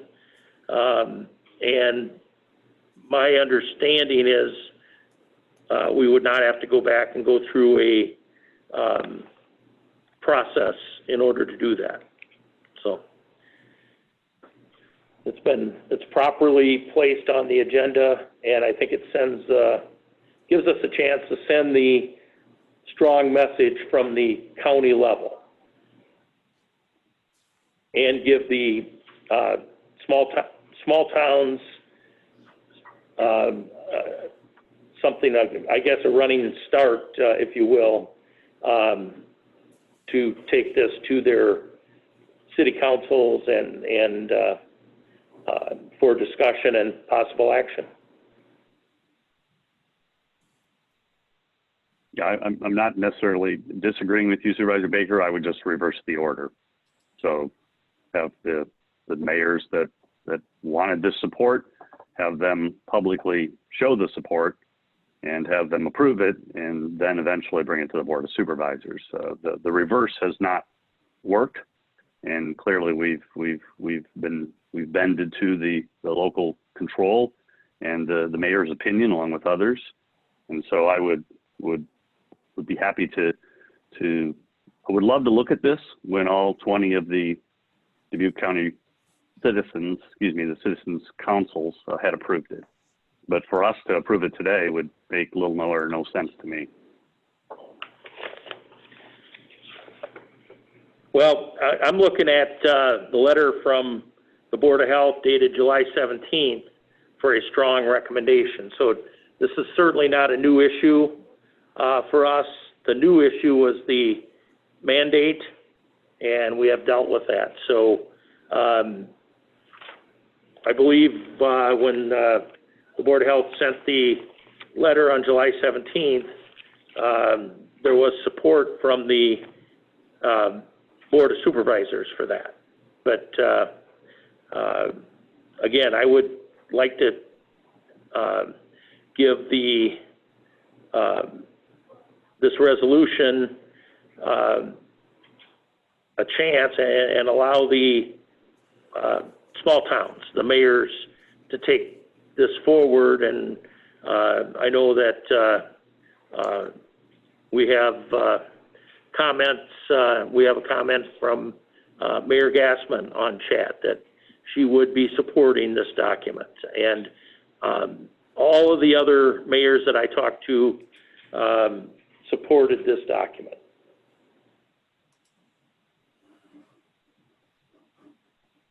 I have no further discussion. I'm ready for either action or to move on to the agenda. I would put forward, it's unusual for the chair to have to make the motion, but we do have it on here as an action item. Make a motion to approve the resolution with the strong recommendation for wearing of masks in Dubuque County, and which again has the support of our mayors. And I am not making a second at this time. I think the conversation now needs to go back to those mayors who are fully engaged, and they will give us direction, and working together, we will find the recommendation that serves our purposes jointly. Okay, any other discussion? All in favor of the motion? I guess it wasn't seconded, so never mind. Motion dies for lack of a second. All right, moving on. Next up is the work session to discuss COVID-related issues. We'll go to Patrice Lambert, our director of our health department.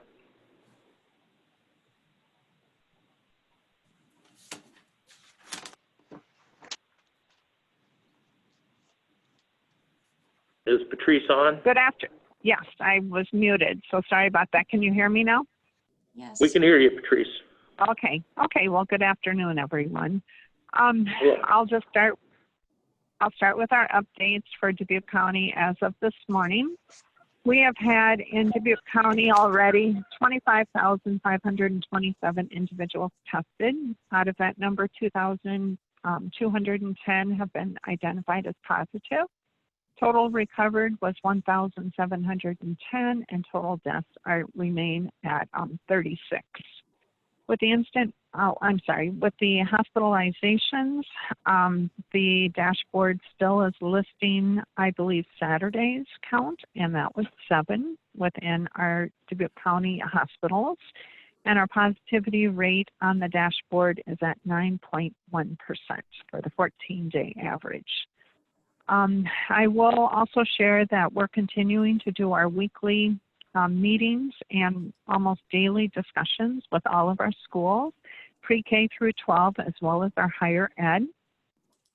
We did have some news on late Thursday. I had made a call with Dr. Ann Garvey with IDPH, and Stacy Killian, the VNA director, did join into that conversation. And we were able to secure an Abbott machine. And this Abbott machine will be housed at the Visiting Nurse Association. And I don't know if Stacy is still on. Stacy and I have been talking about different ways that we can increase testing through this availability of having the Abbott machine on. Stacy, are you on?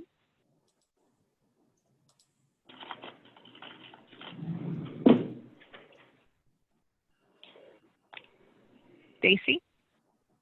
Okay, I can just fill you in that we're looking right now, working with a plan with IDPH in that we can utilize this Abbott machine to test people of our most vulnerable population. And we did discuss utilizing this when people did come in for their immunizations, children as well as adults. And we're also looking at the possibility of if there would be need to, and the rationale would be there, of actually doing some tests in our homebound population. Now, we do know that it's going to require utilizing this Abbott machine a lot of education and also discussion with the state as we proceed in this. But we were quite pleased that the state did give us this Abbott machine free of charge. So please know that our planning mechanism, we will have much more to share with you, even hopefully next week. And then our last item that we have been dealing with, and this will probably be one of our main focuses with the incident management team, is looking at our plan for vaccination distribution for Dubuque County. We have already started reviewing all of the materials that we've already had in place because, as you know, with public health, we do the preventive steps. We don't do the reactive steps. So we have been drilling and exercising our pods, our point of distribution drills for many years now. So now looking at what the IDPH has been telling us is that we need to have our plans in place by the beginning of November, knowing that the vaccination could be released as early as the last part of October or the first part of the year. But we just need to, every county in the state of Iowa needs to have their plan in place. We have been informed that once the CDC does release a vaccination to all of the state health departments, that can occur as quickly as 18 hours after that approval. So the state is telling us, as soon as that final determination is given to them by the CDC, we need to have some type of a plan in place. And likewise, IDPH needs to also look at a plan once we know what the volume will be as far as the vaccination, such as the H1N1. When they released that vaccination, IDPH did give us the guidance. If we had X amount of vaccines, they gave us our targeted population of our priority status of which group we should be looking at. So IDPH is busy working on that vaccination plan as well.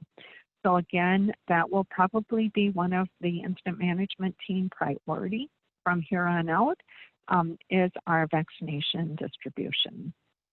So is Stacy on yet? I am, Patrice. I apologize. Stacy should be unmuted. Okay, Hi, thanks, everybody. Stacy. You bet. Patrice, you did a good job in explaining all of that. So we've been working very closely with Iowa Department of Public Health and Patrice and Ed Raber on Friday, looking at this possibility of doing some small scale testing to some of our more vulnerable individuals, and somewhat piloting a home health project to do that targeted testing. So we have started to receive some of the supplies. We expect to receive the Abbott machine this week, and we already have training for our staff scheduled for later on this week as well.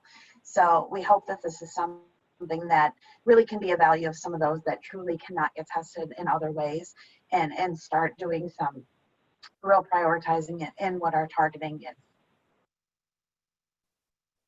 Patrice, do you want me to get the DNA update as well? Chair Baker, do you mind if Stacy fills in the rest of her report? No, that's fine. Go ahead, Stacy. Okay. Thanks. So just some quick numbers. VNA has had 17,541 contacts with the community as we continue to be that public health call center. To date, we've assisted 173 individuals with scheduling for COVID testing. We've given out 1,023 oral thermometers to those in need. And then we have also started as the contact for the schools. And to date, we've had contact with 186 families for the school districts since they have started their return to learn. So we are also doing daily follow-ups with one higher education institution. So we're staying pretty busy as that contact, and we have a good system with both Dubuque Community and the West Dubuque Community Schools and the Holy Family Schools. I think we've got a great system in place. We meet weekly, and we also, I meet daily with Dubuque Community Schools as well. So I think we've got some great communication going forward. Thank you, Stacy. So that's pretty much our report for today. Okay, thank you, Patrice. Do we have any questions for Patrice or Stacy? Yes, thank you. I have some. First, I would like an update on the zip code dashboard, I will call it. We speak about this almost every Monday or the first of the week, about where IDPH is in allowing us to break down the Dubuque County information into zip code ability. Where is that? What's the status, please? Sure. And as I've mentioned in the past, IDPH is still not recommending releasing the data per the zip code. And they have pretty much have said that their legal counsel has noted concerns with releasing this information. It's a significant concern because some areas have smaller populations and a small number of cases, and in certain zip codes could violate both confidentiality laws and data sharing policies. So I did then. Go ahead. It just sounds strange, Patrice, because the schools have dashboards and they can go all the way down to fourth grade or pre-K classroom. Trust me, I fully understand what you're saying. I have been in conversation probably 3 times last week with Iowa Department of Public Health, even stating, can we just look at only releasing numbers in the zip code that are greater than 20, you know, to protect identity all across the zip code areas. But I did receive an email this morning from IDPH, and they, again, you know, I was asking them any update over the weekend on the zip code, and they had stated that they're working on a way to release the zip code level data, but it's not completed as of yet, and as soon as those details are worked out, they will let me know. We have also reached out such as to Blackhawk County, they are releasing their information per zip code, and it's not through the guidance of the Iowa Department of Public Health. Lynn County, I believe, is also releasing that information. And Tom Beschen and I have had quite a few conversations regarding having the Board of Health give the okay to release the information per zip code. And Tom has also pointed out some interesting components that I don't know if Tom Beschen's still on. I don't want to take away his discussion. He can better explain it.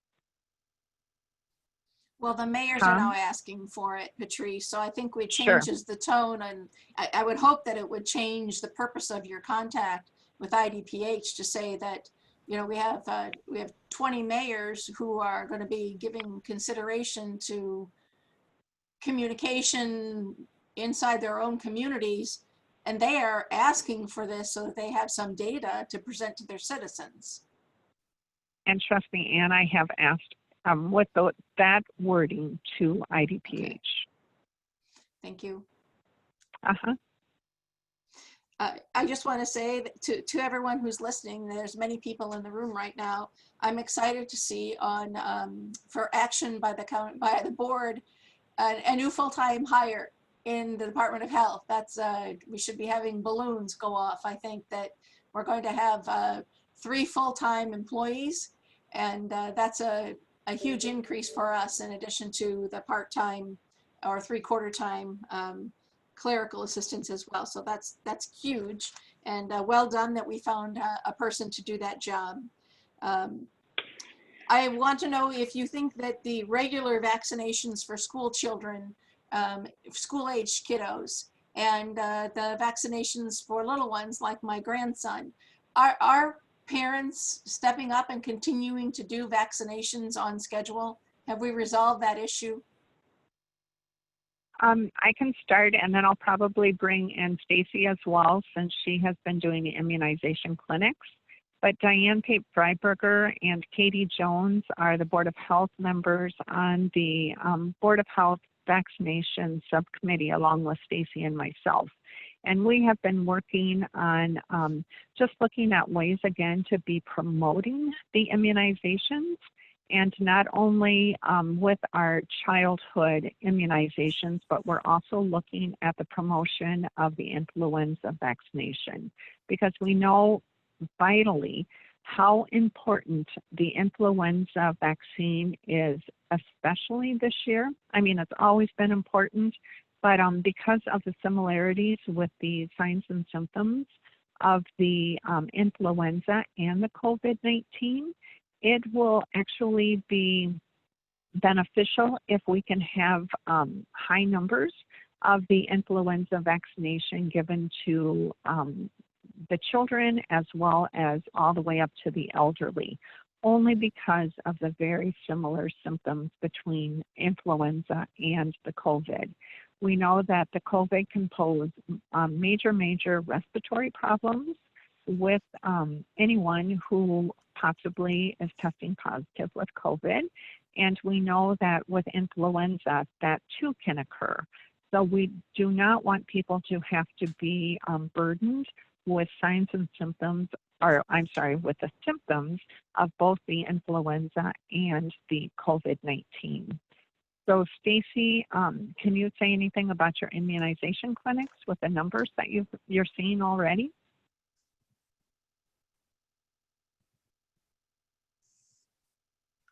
Is Stacy still on?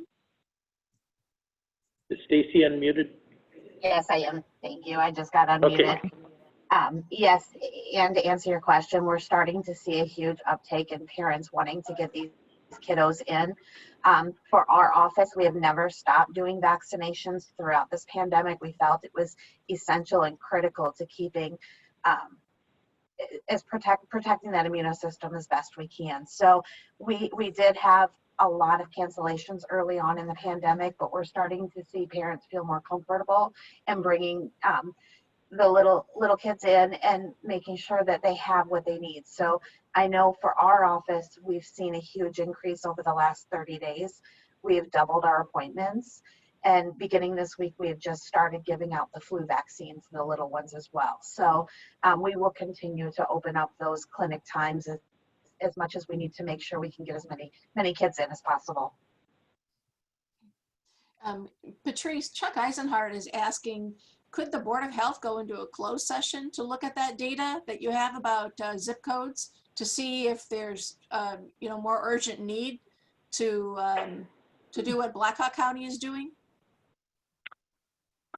We have not filtered that information as of yet, but I'm guessing that we probably could filter. But again, that would be a decision of the Board of Health to make that, or to give me that directive and make that decision.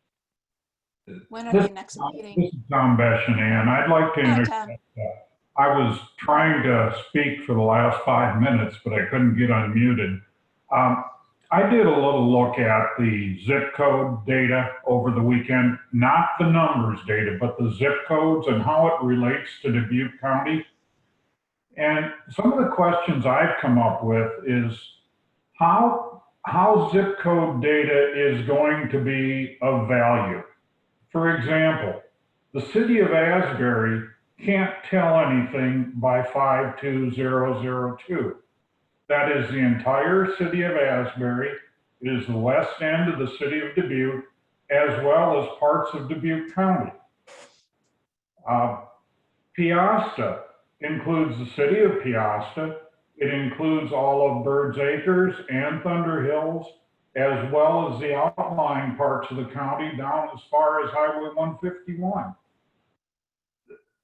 My point is, I don't know how zip code data is going to benefit the discussion that we're talking about. I agree. That's why we're going to have the mayors join you not in your closed session, but the mayors will explain to you how they think that's going to be helpful. So it's about, we might find by asking them that question that there is a way forward and that they have genuine interest in that. I'm not going to pretend that I can answer why they want the zip code information, but they do, and their leaders, and we should ask them why and share what we can. If it's not helpful, it's not helpful, but just telling them that, oh, they won't need it doesn't seem to be an acceptable answer right now. Well, once we've been given the okay to release that information, then I think we're able to have that discussion. Well, I'd like to see it be on the next agenda for the Board of Health so that we can start this conversation. 10 mayors I've spoken to all come to the conclusion they'd like to know more data. 15 signed the paper today. So new way forward, they want to be engaged, and this seems like a way to bring about engagement. Okay, well, tomorrow's agenda was already published, so we could put it on the following agenda. And you're meeting every other week now? Pardon? Are you meeting every other week now? We're meeting every other week, that is correct. Okay. And again, I would just also, which you already know, but I would just like to, again, state that, public health is about the preventive component. We're telling everyone to live a healthy lifestyle, exercise, eat good nutrition, that all of that will prevent heart attacks. We don't react. We don't wait for people to have massive heart attacks and then come to us and say, well, why didn't you tell us, something that we should have been doing? And we just strongly believe with our mitigation strategies, masks included, social distancing, these are the preventive steps that we want across the board. Regardless if a zip code has X amount of cases, positive cases in one town, we're not going to neglect the other town that has 0 cases. Again, we're trying to prevent the disaster from occurring, the massive heart attack from occurring, the stroke from occurring. So our public health stance will still be that we will still be looking at all of those mitigation strategies across the board. And again, with Tom Beshan, what he had just stated, once we do get the okay from the state to release the zip code, I'm sure that hopefully that will be coming soon, but we will continue to do our preventive steps of encouraging people to follow those mitigation strategies. And how I'd like to have you do that is to go there, to go to their city council meetings, to take your information to that zip code, not just to us, but to literally be in that community. And Tom Berger can help with that as well, and has indicated he will help with outreach. So, you know, when you get this many mayors saying they want information and they want to be able to make the best informed decisions they can for their communities, we need to engage with them on every topic.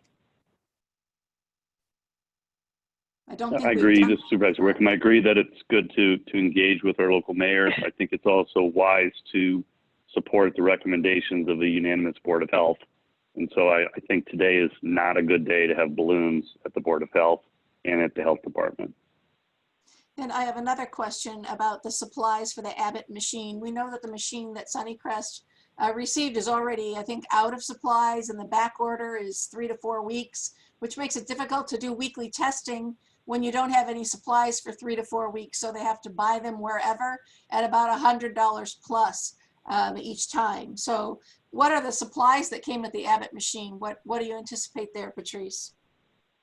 I believe that they had told us that they would give us 140 collection kits up front.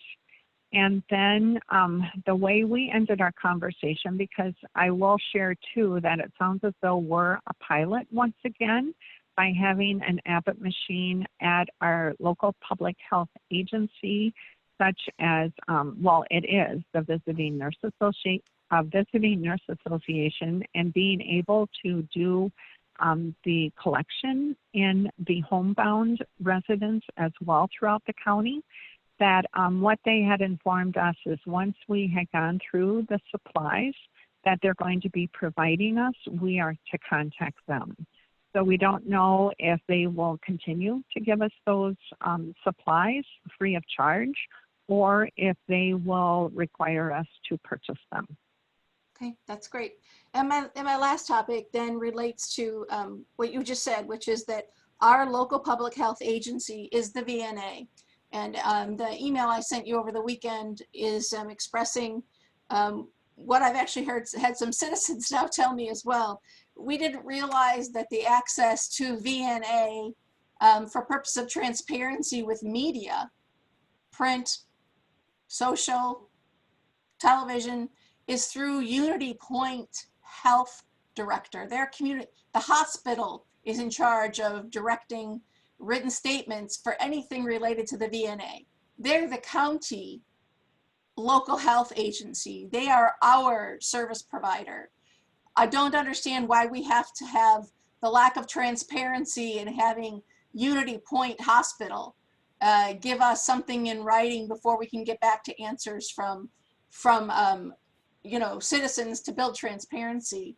I know you indicated you were going to work on that and talk to Stacy about that, and also talk to Unity Point about that, because we would like to have a different relationship, I'm sure, with whether or not we can have access to any information about the Abbott machine, with about who's using those resources. I didn't realize it was just kind of a black hole when it comes to information from the VNA. And also, Anne, as I had shared with you, we do have all of our media requests go through our Joint Information Command Center, which right now is Randy Gale is fielding all of those media requests.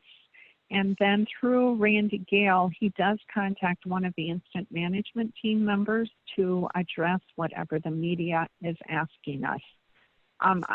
As you know, not all of us are always available for a comment, but we would rather, between the four of us, be able to address any of those media requests to, again, have the media be our vehicle to educate the public instead of saying, you know, we're not available for comment. So we are, between the four of us, we are fielding all of those questions. And Unity Point actually has a member on our Joint Information Command Center as well. So we can work through the Joint Information Command Center to see if we can't ease the restriction that the Unity Point has placed with communication from the Visiting Nurse Association. Right, if that's not able to be done, certainly post-pandemic, we'd want to re-examine relationships, because when you're performing core county services and your media access is controlled by a corporate entity, that's the hospital that's not providing the service, I'm concerned about that. So thank you. We'll pursue this discussion. Sure, thanks.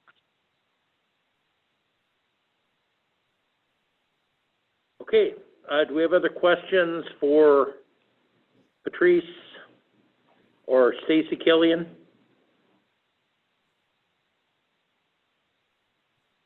All right. We will move to our next report on the agenda, Sunnycrest Administrator Update from Chris Kirsch. Good morning, everybody. Good morning, Chris. So we've had quite the exciting Labor Day weekend here at Sunnycrest Manor. Last week we were notified that one of our staff persons she's a PRN, and that is an as-needed staff person who doesn't work very often. She had tested positive for COVID, but she had been in our building for the last shift was a 4-hour stint into Monday morning. So we tested everybody, the residents and staff that had been in contact with her, and we had found 2 residents and now another staff person have found to be positive. So over the weekend, we moved those residents to our COVID unit and enacted our emergency plans here at Sunnycrest Manor. And this morning at 6 a.m., we started staff testing with our BD Veritor machine. It's a quick machine. The testing stick,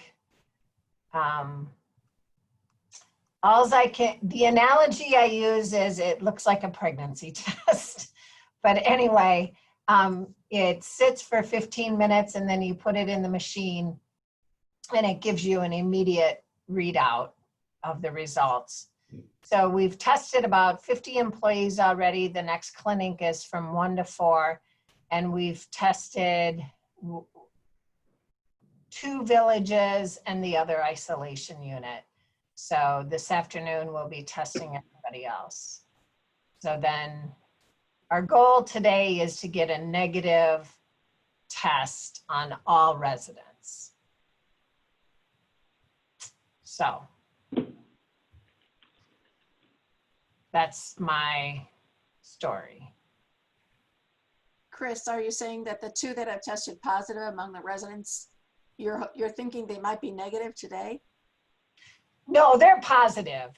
They were roommates, but the rest of the residents that weren't tested as part of that initial testing, that's our goal is to get every resident tested again today and tomorrow.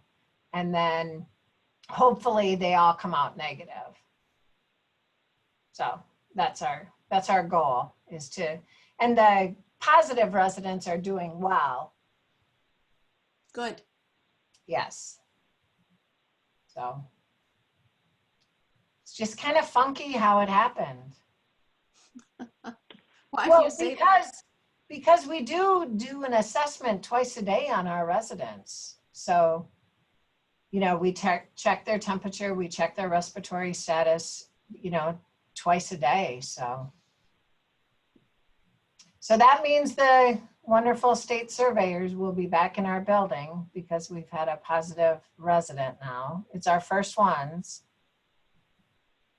But well, you know, if there's any silver lining to that, it's good that you're with us still to lead the team through that, right? To show how it's done. And yeah, right, it is, Chris, you know, that you're able to just guide us through working with the state as we go through this first time of having a positive resident. So thank you for that. Oh, even if it was October 2nd, and I don't think I would leave. I do not. I would hope that you would let me volunteer. But otherwise, in the other isolation unit, we have 6 residents. Most of those residents can come out, but we're not moving them out until we get negative results on the rest of the residents. So I'm happy to answer any questions anybody has. Have you learned anything from this that indicates you need to change how you're doing something? No, actually, so far the plan that we developed back in March has been implemented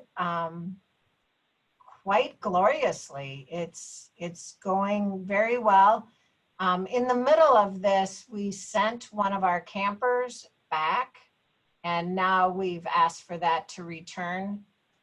We had 2, and now we've asked for it back. But other than that, it's been really good. And remind us why you want that one returned.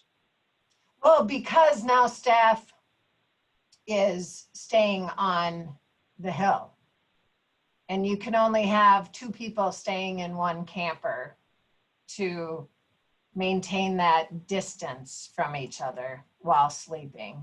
So we'll get that other camper up on the hill so staff can stay on the hill.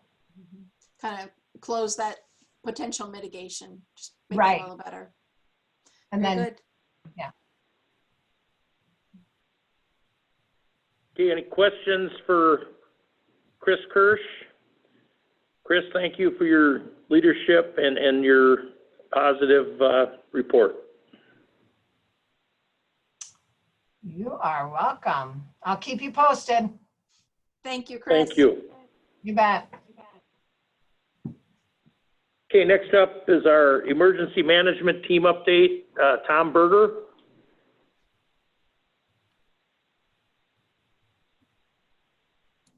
We can get Tom unmuted. Okay, Dave. Hello, it's Tom Berger, Emergency Management Coordinator. I believe this, don't have much to add what Patrice had talked about, the incident management team update.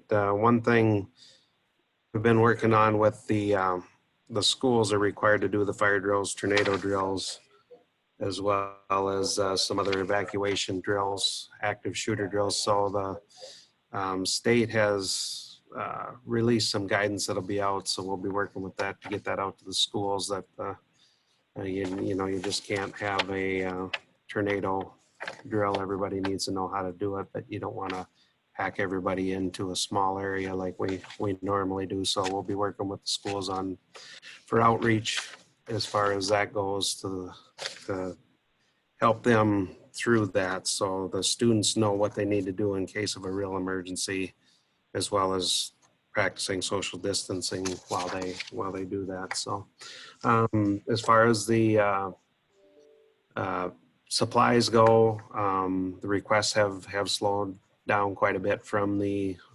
long-term care facilities, and we're still able to get anything in shortfall as far as gowns and masks and such from the state at this point.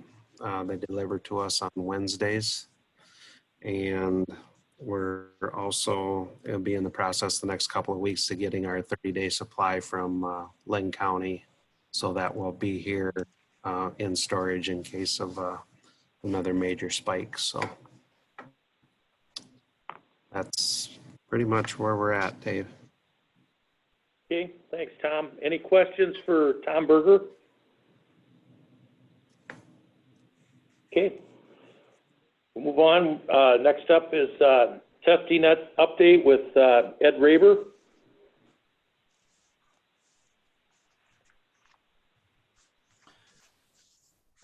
This is Ed Raber, Supervisor Baker. We've covered a whole range of things, and I don't have anything else to add to the discussion we've already had about from zip codes to an Abbott machine at the Public Health Department. Been tracking or pushing on all of those things.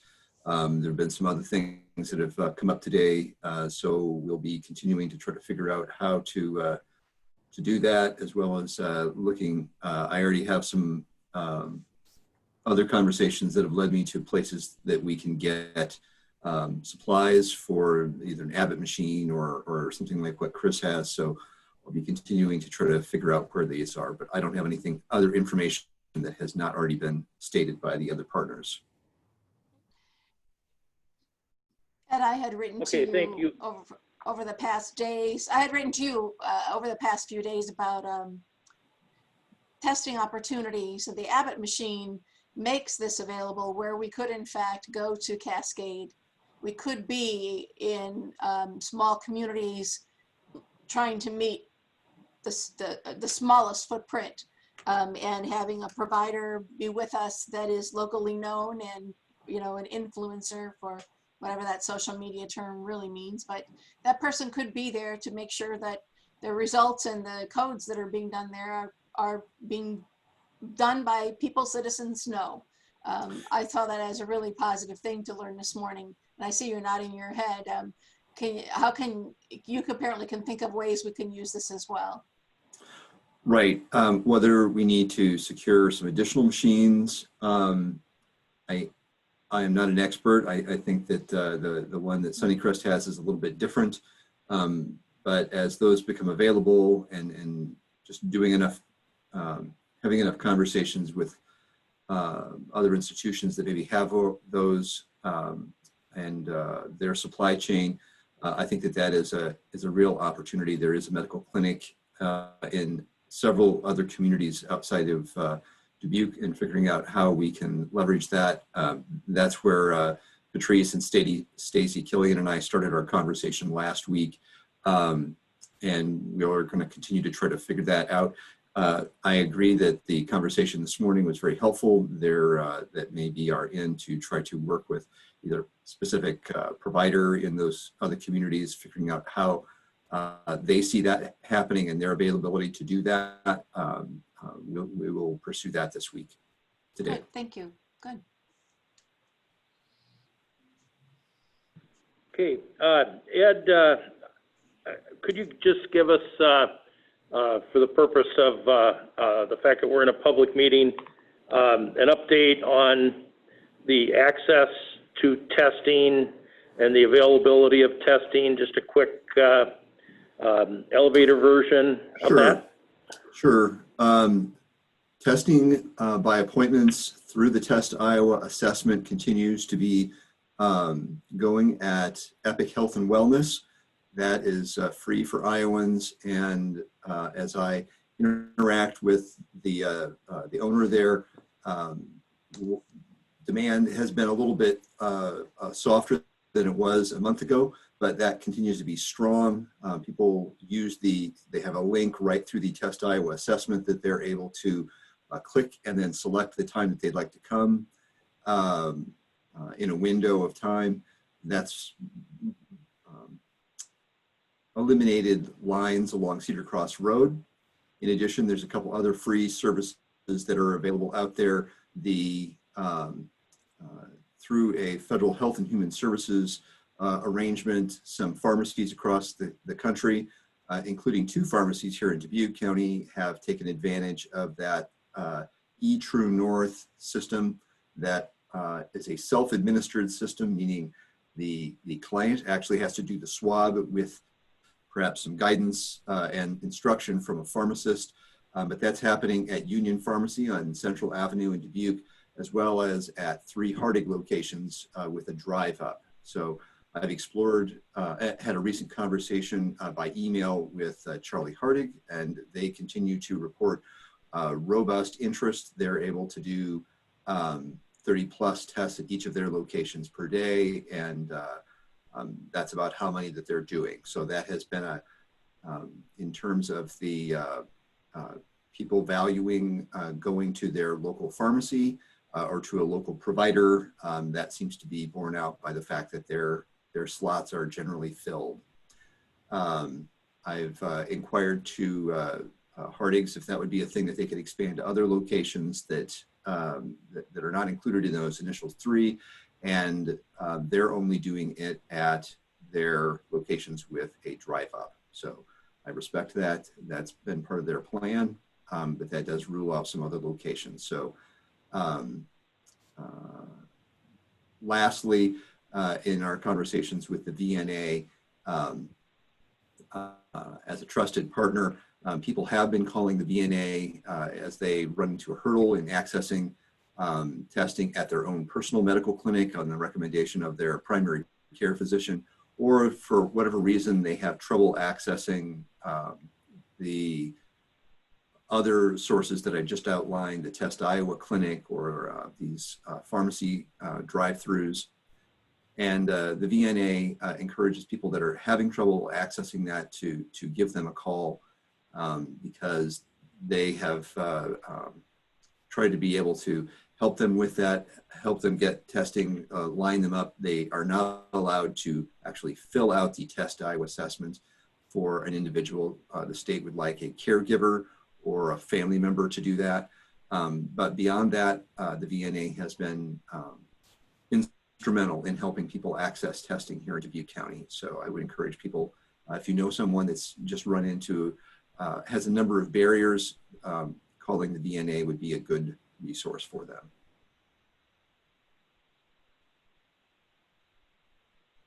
Okay, thank you, Ed.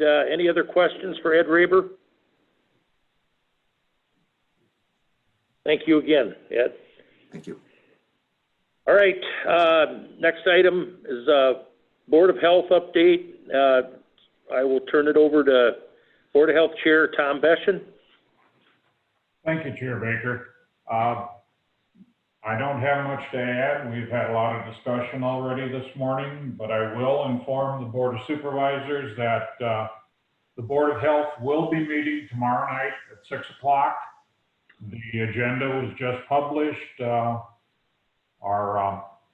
We'll be talking about testing, how it's going with the mask advertising program, and our immunization committee will provide an update. They have already been having some discussions about the possible advent of a vaccine. So that is what we will be discussing tomorrow night. So, and I will say that Chris Soder dropped me a note on chat that there may be a way we can dive a little deeper into this zip code issue. I'll look into that and hopefully be able to carry that a little bit more forward. So once we do get an okay, we'll be in a position where we'd be poised to react. So any questions of me? Tom, this is Jay Wickham. What's your plan now that the supervisors has officially voted on the Board of Health resolution and has voted that down? What's your plan to address mask use in the county? We will continue with the, first of all, I guess that's up for discussion tomorrow night at our board meeting. It's not on the agenda, but we will continue with our advertising for the wearing of masks. I don't see us going back and drafting another resolution.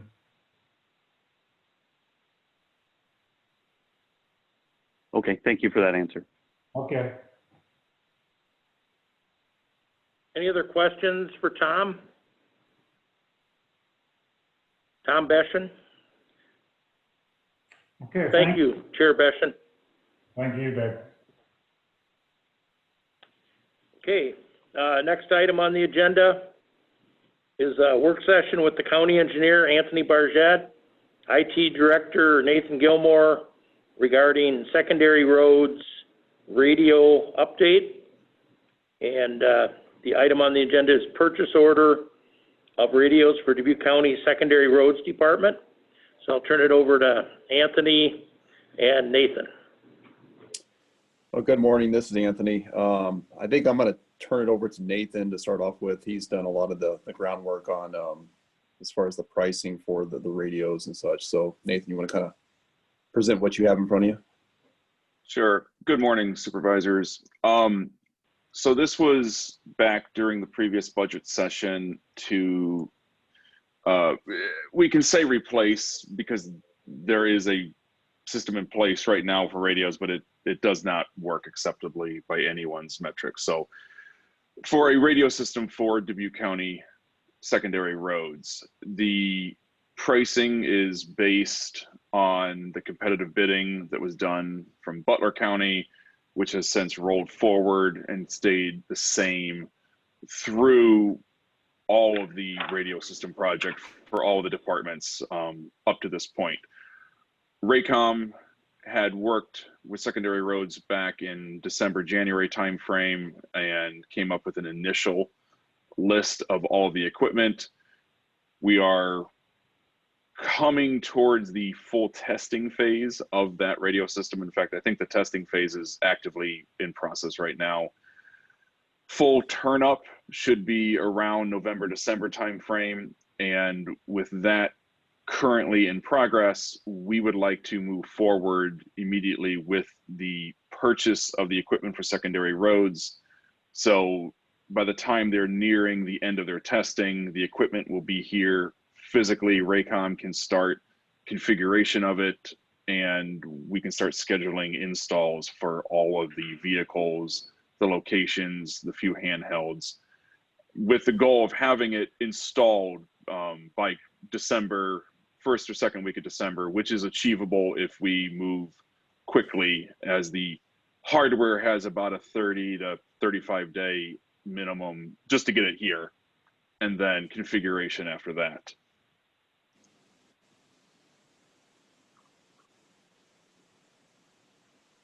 Nathan, Dave Baker here.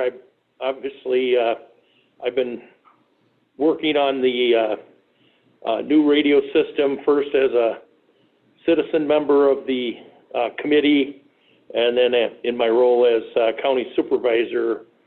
We're talking about the new P25 system and the extensive testing, and this is the final testing that is underway with full foliage and building testing and all that. And my understanding, it's taken us from 84% coverage under the old radios, the old technology, to about 98%. Is that correct? Yeah, and I think when the final numbers are in, talking to Raycom, it's probably even going to go above that. You know, when things are said and done, I would hope that some sort of study is done to use this as a guide or as an example for other counties. The system really is remarkable with the coverage that you all have designed. I mean, it really is turned out to be a fantastic system, and to leverage that for secondary roads would be fantastic. I mean, Anthony can speak more to that, of the value of it, but from my point of view, it will be hugely helpful from their department to what they have now. Yeah, kind of in comparison to our existing radio system, it's almost non-usable. We pretty much rely on cell phones to connect with each other, and you know, even with cell phones, there's some areas where calls were dropped, but the coverage with our current radio system is poor at best.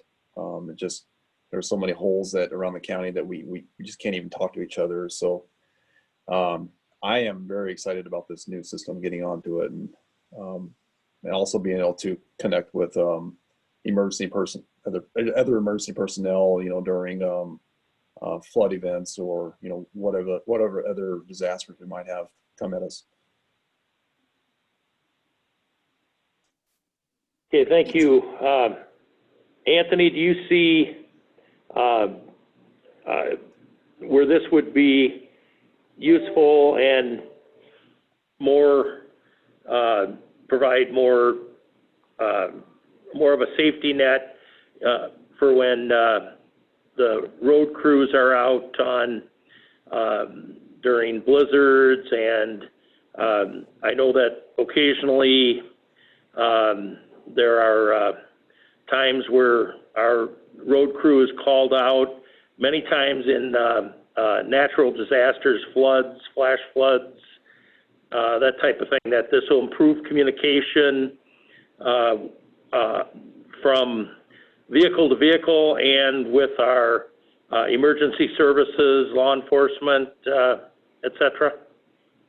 Yes, I do anticipate great improvement there. Also, as a a recent example with that, when that derecho hit, we all lost cell phones for a couple of days there, and we really had no way to connect with each other. And the radios were not working, and obviously cell phones were not working. So we were lost there for a day or two, which is kind of scary to think about. So if we have another situation where cell phones go down, hopefully we'll have this robust radio system that we're able to talk to each other. Okay, thank you. We got questions for Anthony or Nathan? Anthony, this money is in the budget, right? All we're trying to do now is just to get the purchase order ready to go. Is that correct? Yeah, Nathan can speak a little more to the budget here. I believe that the majority of it is covered through this radio bond budget. Now, we did discuss if we go over a certain amount that I'm ready and able to absorb some of that in my existing budget here. But Nathan, do you want to kind of discuss what you have in front of you there? Yeah, the majority of this was approved back in January. I need to work with Stella to see what actual bucket it comes out of, but this was approved, and we are looking for blessing today to move forward. We're ready. The hardware is ready to order, and we need to get things installed. It is higher than what it was back in January approved. Anthony is able to cover some of that. Actually, I don't know he'll be able to cover the full overage, but we can certainly work with Stella if that's the path that needs to go, primarily because we added radios and some encryption was added to some of the handhelds from back in January. Well, Stella's on with us, and so maybe she can help us understand how much more is needed that wasn't included in the budget. Mm-hmm. Hi, everyone. Can you hear me? Yes. Yeah, we can hear you, Stella. I was just looking at what we budgeted. It looks like we did $310,000 out of our capital projects fund for these radios. So I believe, was close to $350,000. So about 40,000 additional. So the price of the units was what we expected. The quantity that we are ordering is about what we expected. The difference is encryption, and something else was decided to be added, Nathan? No, encryption, it raised the price slightly on some of them, and then we added quantity. The prices stayed the same. The prices from back when, but we added more of the vehicle radios and a few more desk-mounted radios. So Anthony, you must have a way to pay for these in your budget if we added more, or is this beyond just the roads department? Well, if I guess if the dollars are not able to be raised through this this bond issue, I can cover it. I'll find a way to pull it out of my budget for equipment. So I'm okay with it. The difference. Yes, the difference. Right. I'll just, excuse me. I just point out that we didn't budget it through the bond issuance. We weren't sure if there would be funds left for construction of the towers. So if there is, some of it could potentially be redirected to this project, but I don't know the answer to that at this point. So we did budget everything out of general basic capital projects. Right. And my concern is just going forward today. You said you need the final blessing, but we don't know where all the money's coming from. That's always a concern to me, that it would be nice to know exactly how we're going to piece this together before we order.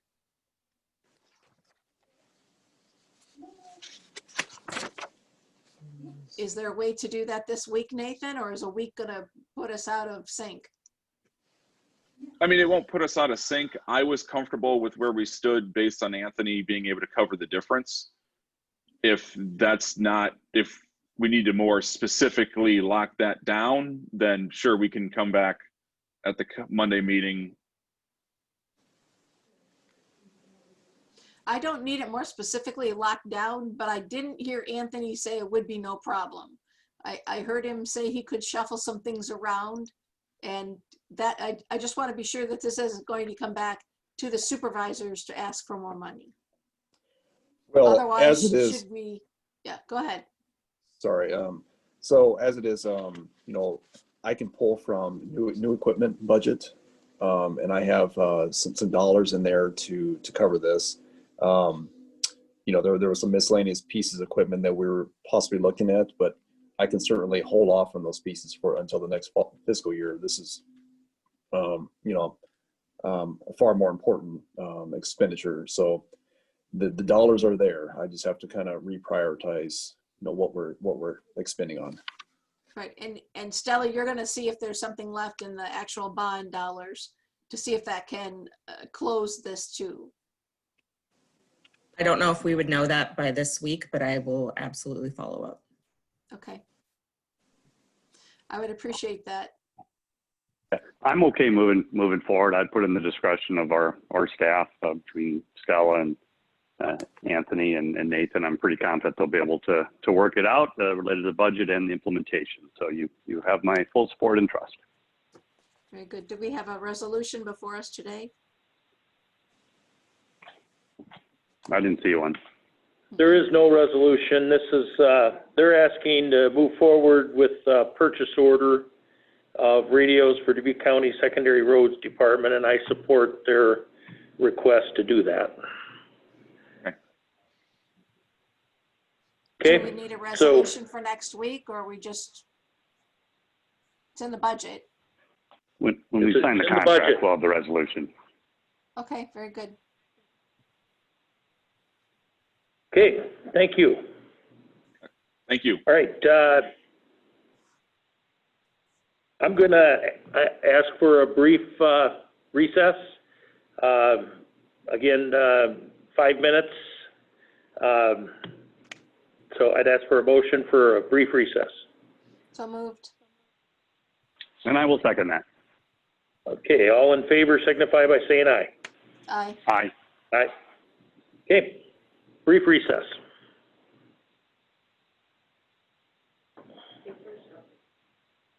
What's that?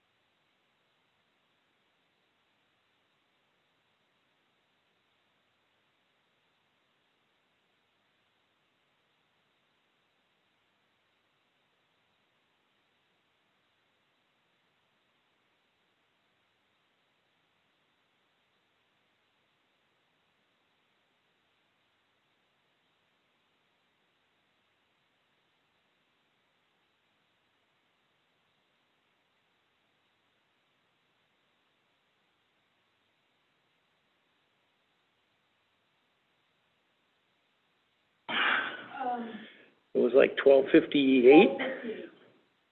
So we're right on with the 5 minutes, so. Yeah, ready.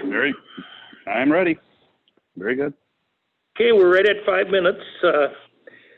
So next item on the agenda, we're back in session at 1:03 p.m.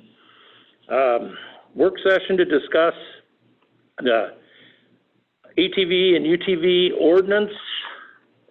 I'll take the lead on this. I was, and I think my counterparts have received email communication from the administrator from the city of Piasta, Whitney Batke. Also, I have had communications from Piasta City Council members about the fact that they've passed an ordinance for UTVs and ATVs in the town of Piasta, city of Piasta, and they have a request. And this was, if you recall, it's at the very end of our current ordinance. And it's, so it's page 9 of the ordinance, addendum A. And if you go out, it's the all registered, all terrain vehicle or off-road utility vehicles is not allowed to operate on the following roadways. Go all the way down to number 16, Sundown Road, south of Old Highway Road to the Piasta city limits. So that's that little stretch. This was requested by the previous mayor that we exclude it. And the reason was that Piasta did not have an ordinance and they didn't want people coming in half a mile or whatever it is and then having to turn around at the city limits. So now the request is just the opposite. They would like people to have access from Old Highway Road and asking us to consider eliminating item number 16. I have not had a direct discussion with our county engineer on this, Anthony Bargett, but in emails back and forth, I think the easiest thing to do would be to take down the sign that's there. But obviously we need to do it officially. So that's why this is on the agenda.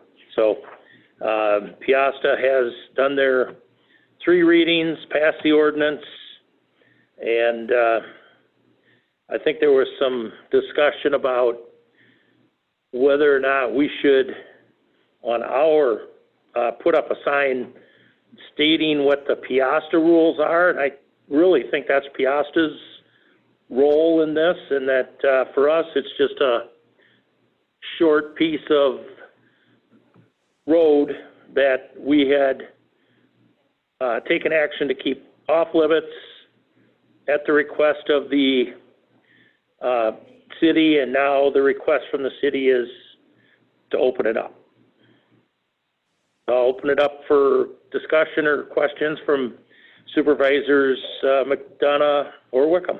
Or I assume Anthony Bargett is still on. Anthony, if you want to weigh in on this, maybe your opinion differs from mine. No, I would generally agree with you, Chair Baker. It would be easiest just to remove the sign and yeah, I don't know what law enforcement has to say about it. You know, I guess maybe our time restrictions would be a little different than what the city's is. I believe our time ordinance or the time limits in our ordinance is a little different than what the city's is. But I haven't compared that, so there'd be just a slight difference in enforcement times there, but it would be the easiest though to remove the sign though.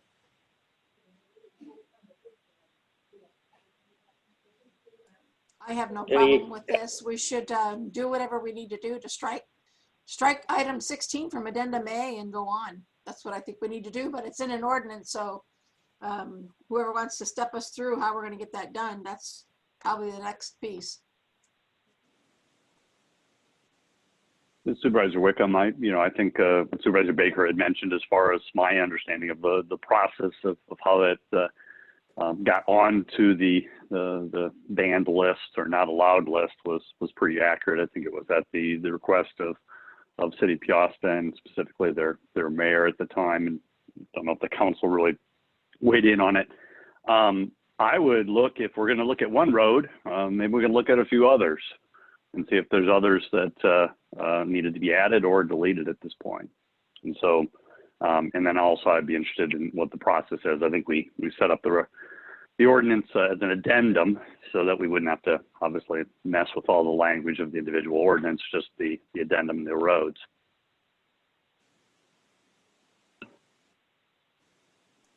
I wouldn't favor making any other changes other than item 16. I think we are going to bite off an entire ATV, UTV discussion when all we simply need to do is fix the correction that those citizens have resolved themselves with regard to that road.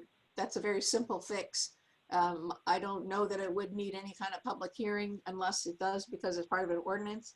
But this, to me, would be to be simple, clean, and easy to do. It's one of those rare moments where it's simple. Why complicate it?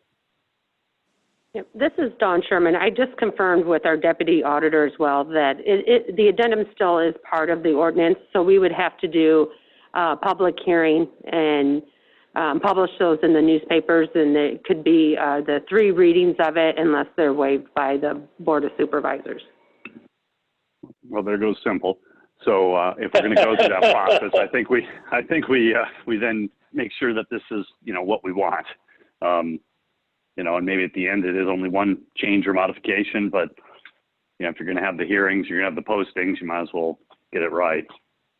And I don't know what right is. I'm just proposing that. Well, this was not on here today as an action item. It was on here as a work session, and again, at the request of the City of Piasta officials, and so again, it's that small stretch of road from the northern city limits of Piasta out to Old Highway, and that is what my intent would be. Obviously, we're going through a process with a public hearing. Other people, citizens, may have other ideas, but that is my intent, was only to address that necessary change now that Piasta has passed the ordinance. I do have one other issue to bring up under this. It's not related to the ordinance itself, but I have had lots of folks, some from our county and some who come in from outside the county, that are surprised that we don't have maps available. I think they're talking about paper maps showing, where they can and can't go. Apparently in other counties, they do have those. And I don't believe that we ever decided to do that from Dubuque County. I think maybe we were hoping that private sector would take care of that. Just bringing that up. And I know we do have like an interactive map on our webpage for folks to utilize. But apparently there's some folks out there like me that prefer paper, and just throwing that out there for discussion. I'm sure we don't have anything budgeted for that, but maybe we can at least have a discussion on how we could do that, and maybe some private businesses that I know are benefiting from this ordinance, because I've talked to them, maybe they'd be interested in, putting together a map of some kind. So anyway, I wanted to bring that up because it was brought to my attention. I think there's two other things, if we're going to go back and look at this ordinance in a larger scale. And that would be the email that we just all received from Mr. Nelson that came in about issues that he has on St. Catherine's Road. And he had some good, interesting, I thought, good feedback about sending out mailings and literature and getting ahead of the need for citizens to understand the respectfulness and folks there driving well after the night hours, after the curfew time. He sees, tremendous violations happening on that road. I reached out to Recorder Murphy, and he could easily print out a list of folks who are licensed ATV, UTV riders here in Dubuque County, and we could make a mailing of some kind, letting folks throughout the county region know that there's some things to be taken into account with regard to the environment when you're riding. That's one of the tenets that's focused on during the online safety course that I took as part of the ATV, UTV education. I don't know, and this would be a good time as a second point to get an update from NICC with regard to success and content of their proprietary proprietary safety program that we paid them to create. So, we probably should be looking at this. When I said simple, I thought it was an issue that was open closed, but if we're going to go back and relook at this, there's probably other folks that are going to want to have us tweak areas where they're having difficulty, and certainly St. Catherine's Road is one of those, not the only one, but one. Yeah, and this is Supervisor Baker. I got the same email and did forward that and got acknowledgement from Chief Deputy Renneker. I sent it to Sheriff Kennedy as well. And as far as some of the issues, the speeding on St. Catherine Road is not, that's not a new issue. I've been involved in a few meetings since the road was improved, and Anthony Barjett and Sheriff Kennedy will acknowledge this, that and generally after we do a road improvement, the next complaint we get is they're driving too fast now. And but there were some specific complaints about the times and operating after dark and that type of thing. And I did point out that if it's possible, if they don't have the orange flags, that it's a vehicle that's used in ag-related activity. They're not covered by our ordinance, but they do have the state rules they have to follow. But I did ask Sheriff Kennedy and Chief Deputy Renneker, perhaps if we could get a little more attention down there. But certainly having some discussion, because the complaints on this ordinance have been very few and far between. The positive comments have been numerous. I would agree. The mayors feel it's working very well. That was at another mayor's meeting that I attended. But I think when we remove 16 for Sundown Road, it bears looking at whether St. Catherine should become number 16 if it's an area where, as he reports, there's many users completely ignoring the time restrictions and the safety protocols and the speed limit. So I'm just saying we can reopen it and look at it again. But I'm pretty sure Piasta would just like us to get their sign down so they could ride there. That's really all this began as. That's correct. I agree with that.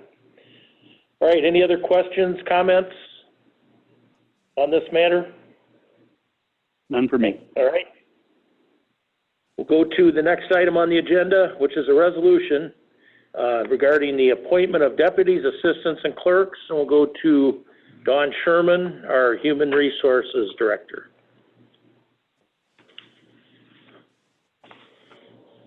I do want to take note, and I don't have it up on the screen here, but we, Supervisor McDonough did acknowledge that we are proposing to hire an assistant health director. With the process, Patrice and Chair Beshin reached out to me. They had a temporary employee working in their department. They seem to have tremendous success with her.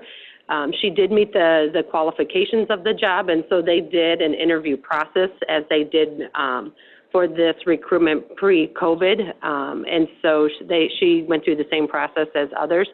So we're recommending approval for that vacancy. And then you have, I believe, several Sunnycrest in front of you, and then a permanent part-time correctional officer at the sheriff. So I'm recommending approval for all of those. I'll make a motion to approve the resolution. I'll second that. Motion made and seconded to approve the resolution. Is there any discussion? All in favor signify by saying aye. Aye. Aye. Aye, carried 3-0. Next up, resolution to approve the necessary contract documents with FOF Infrastructure and Environment LLC for consultant professional engineering services for Iowa DOT project number HDP-CO31 110-6B-31 and STBG-SWAP-C031 112-FG-31 grade and pave improvements to Northwest Arterial D10 South John Deere Road build project. I think with this, we'll go to Anthony Bargett for his update.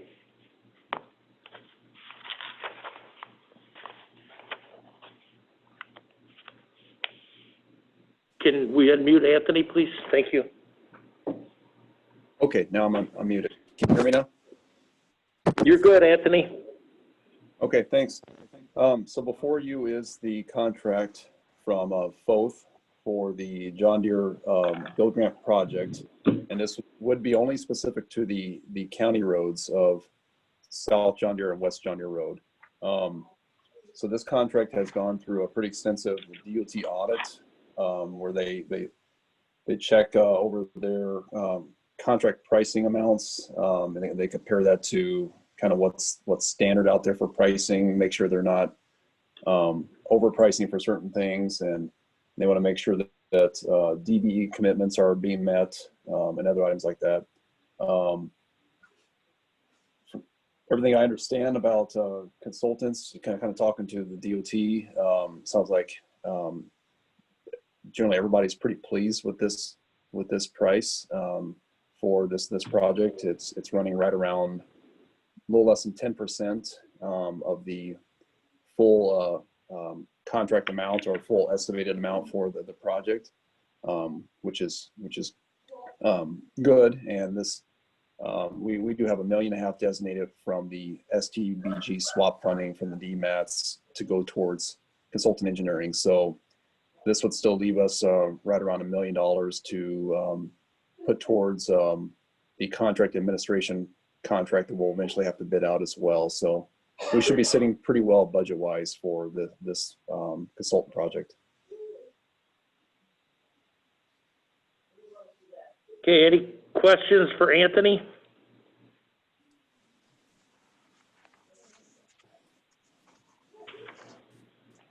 Anthony, I have a question in the resolution.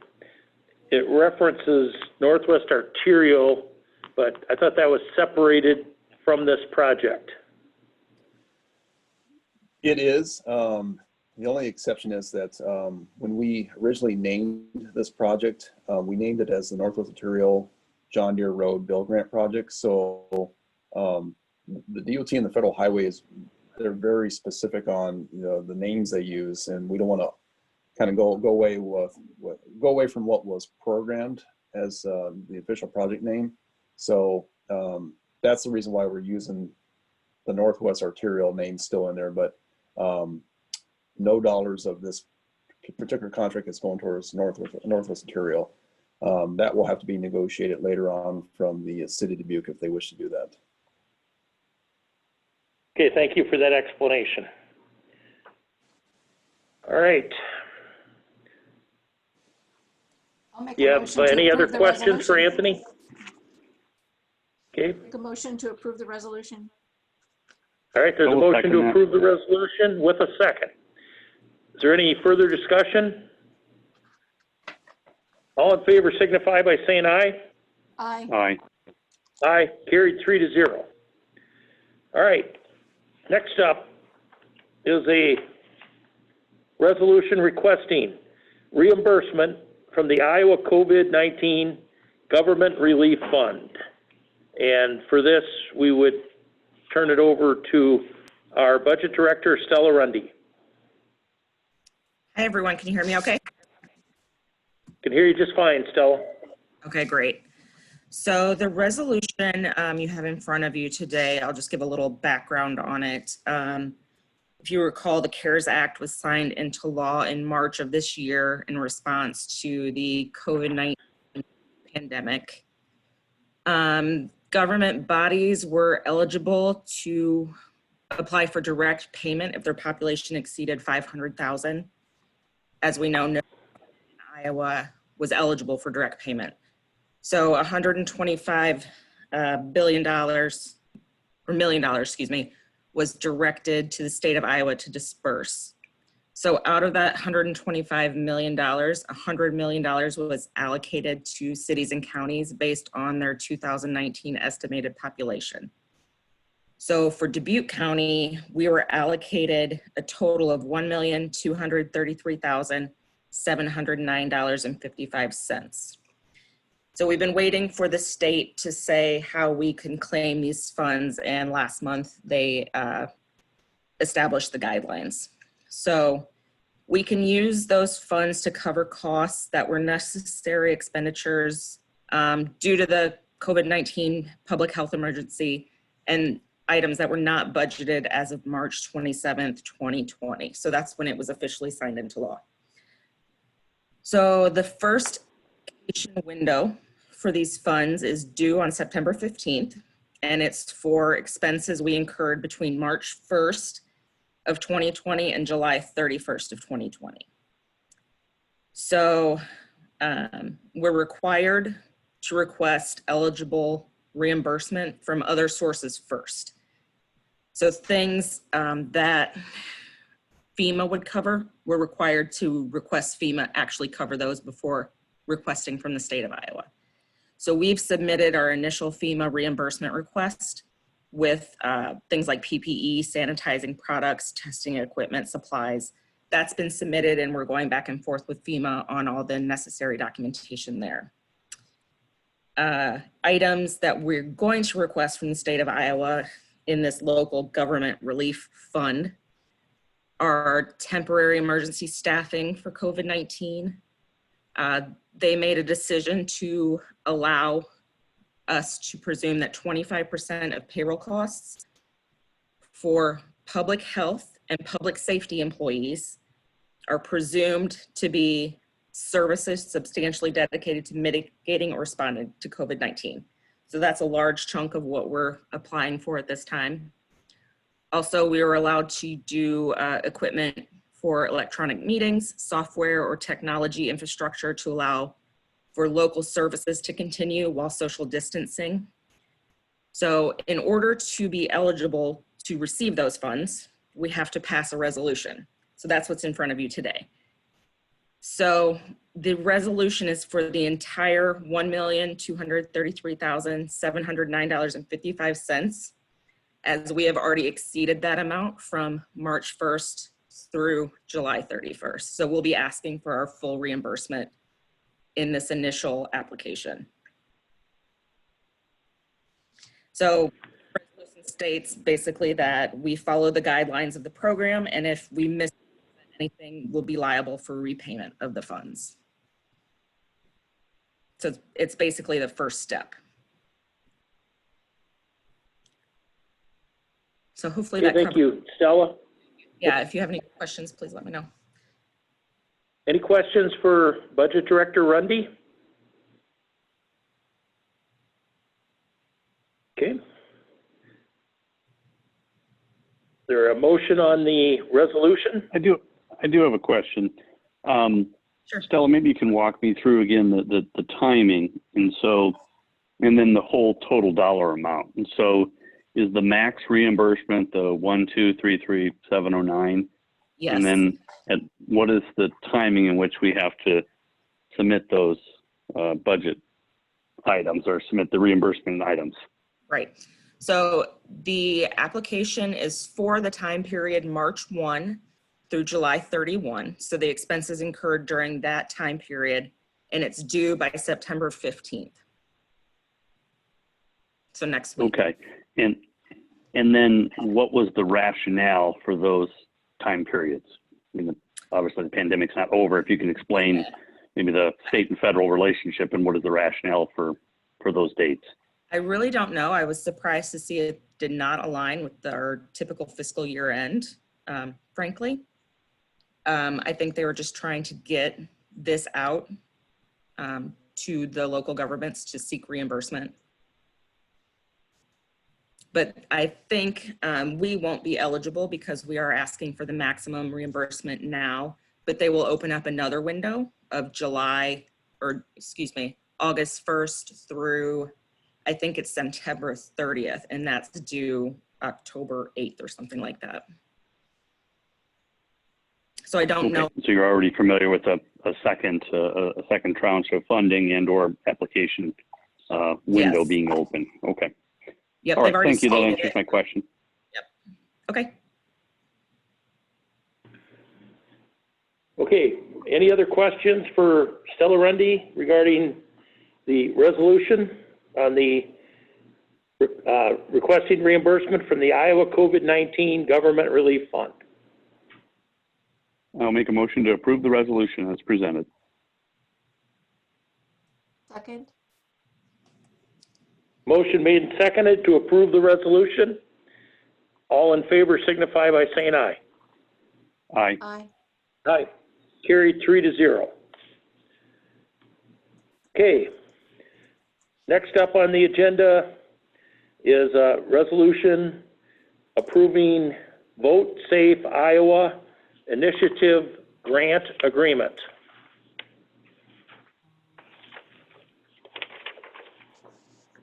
And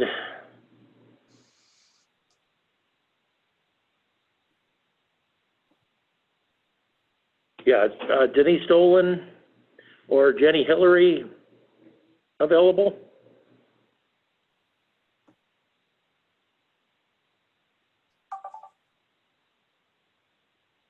Yeah, I can, let me see if she's,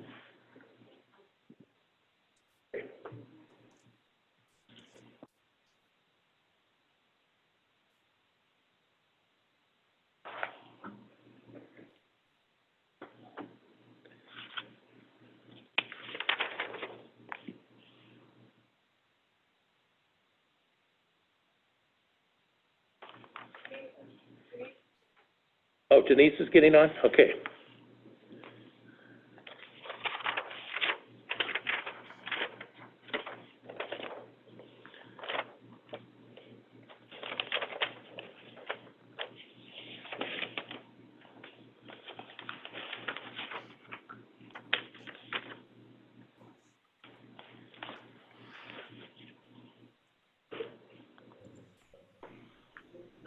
I'm here. Is there? Okay.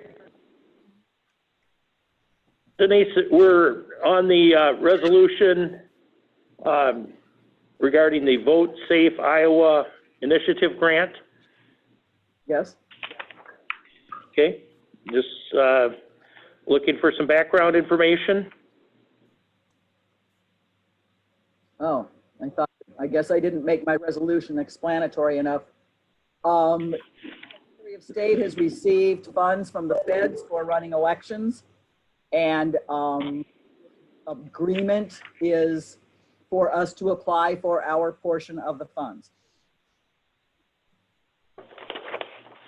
Okay, 31,000. any questions? Yeah, $31,600. Any questions for County Auditor Denise Dolan? I have no questions. Okay, Nor do I. a motion I will would be make a in motion order to on the approve the resolution. Second. motion made and seconded to approve the resolution. All in favor signify by saying aye. Aye. Aye. Aye, carried 3-0. Thank you, Denise. And that brings us to the end of the agenda, except we have, under public comments, at this time, anyone may address the board on matters which are a concern to that person, which are not agenda items. Please go to the podium or raise your hand on Zoom or send a message in chat on Zoom. State your name and home address. Please be aware that the board is limited in their ability to respond to such inquiries, and Iowa Code prohibits the board from deliberating or acting on items not appearing on the agenda. And we will give an appropriate amount of time for anyone that wishes to speak.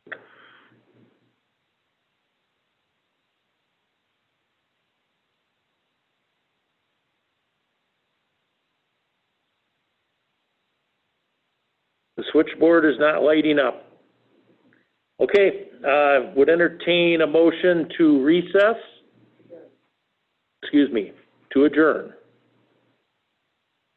Motion to adjourn. Second. Motion made and seconded to adjourn. All in favor signify by saying aye. Aye. Aye. Aye, carried 3-0. We're adjourned at 1:35 p.m. Thank you all. Be well.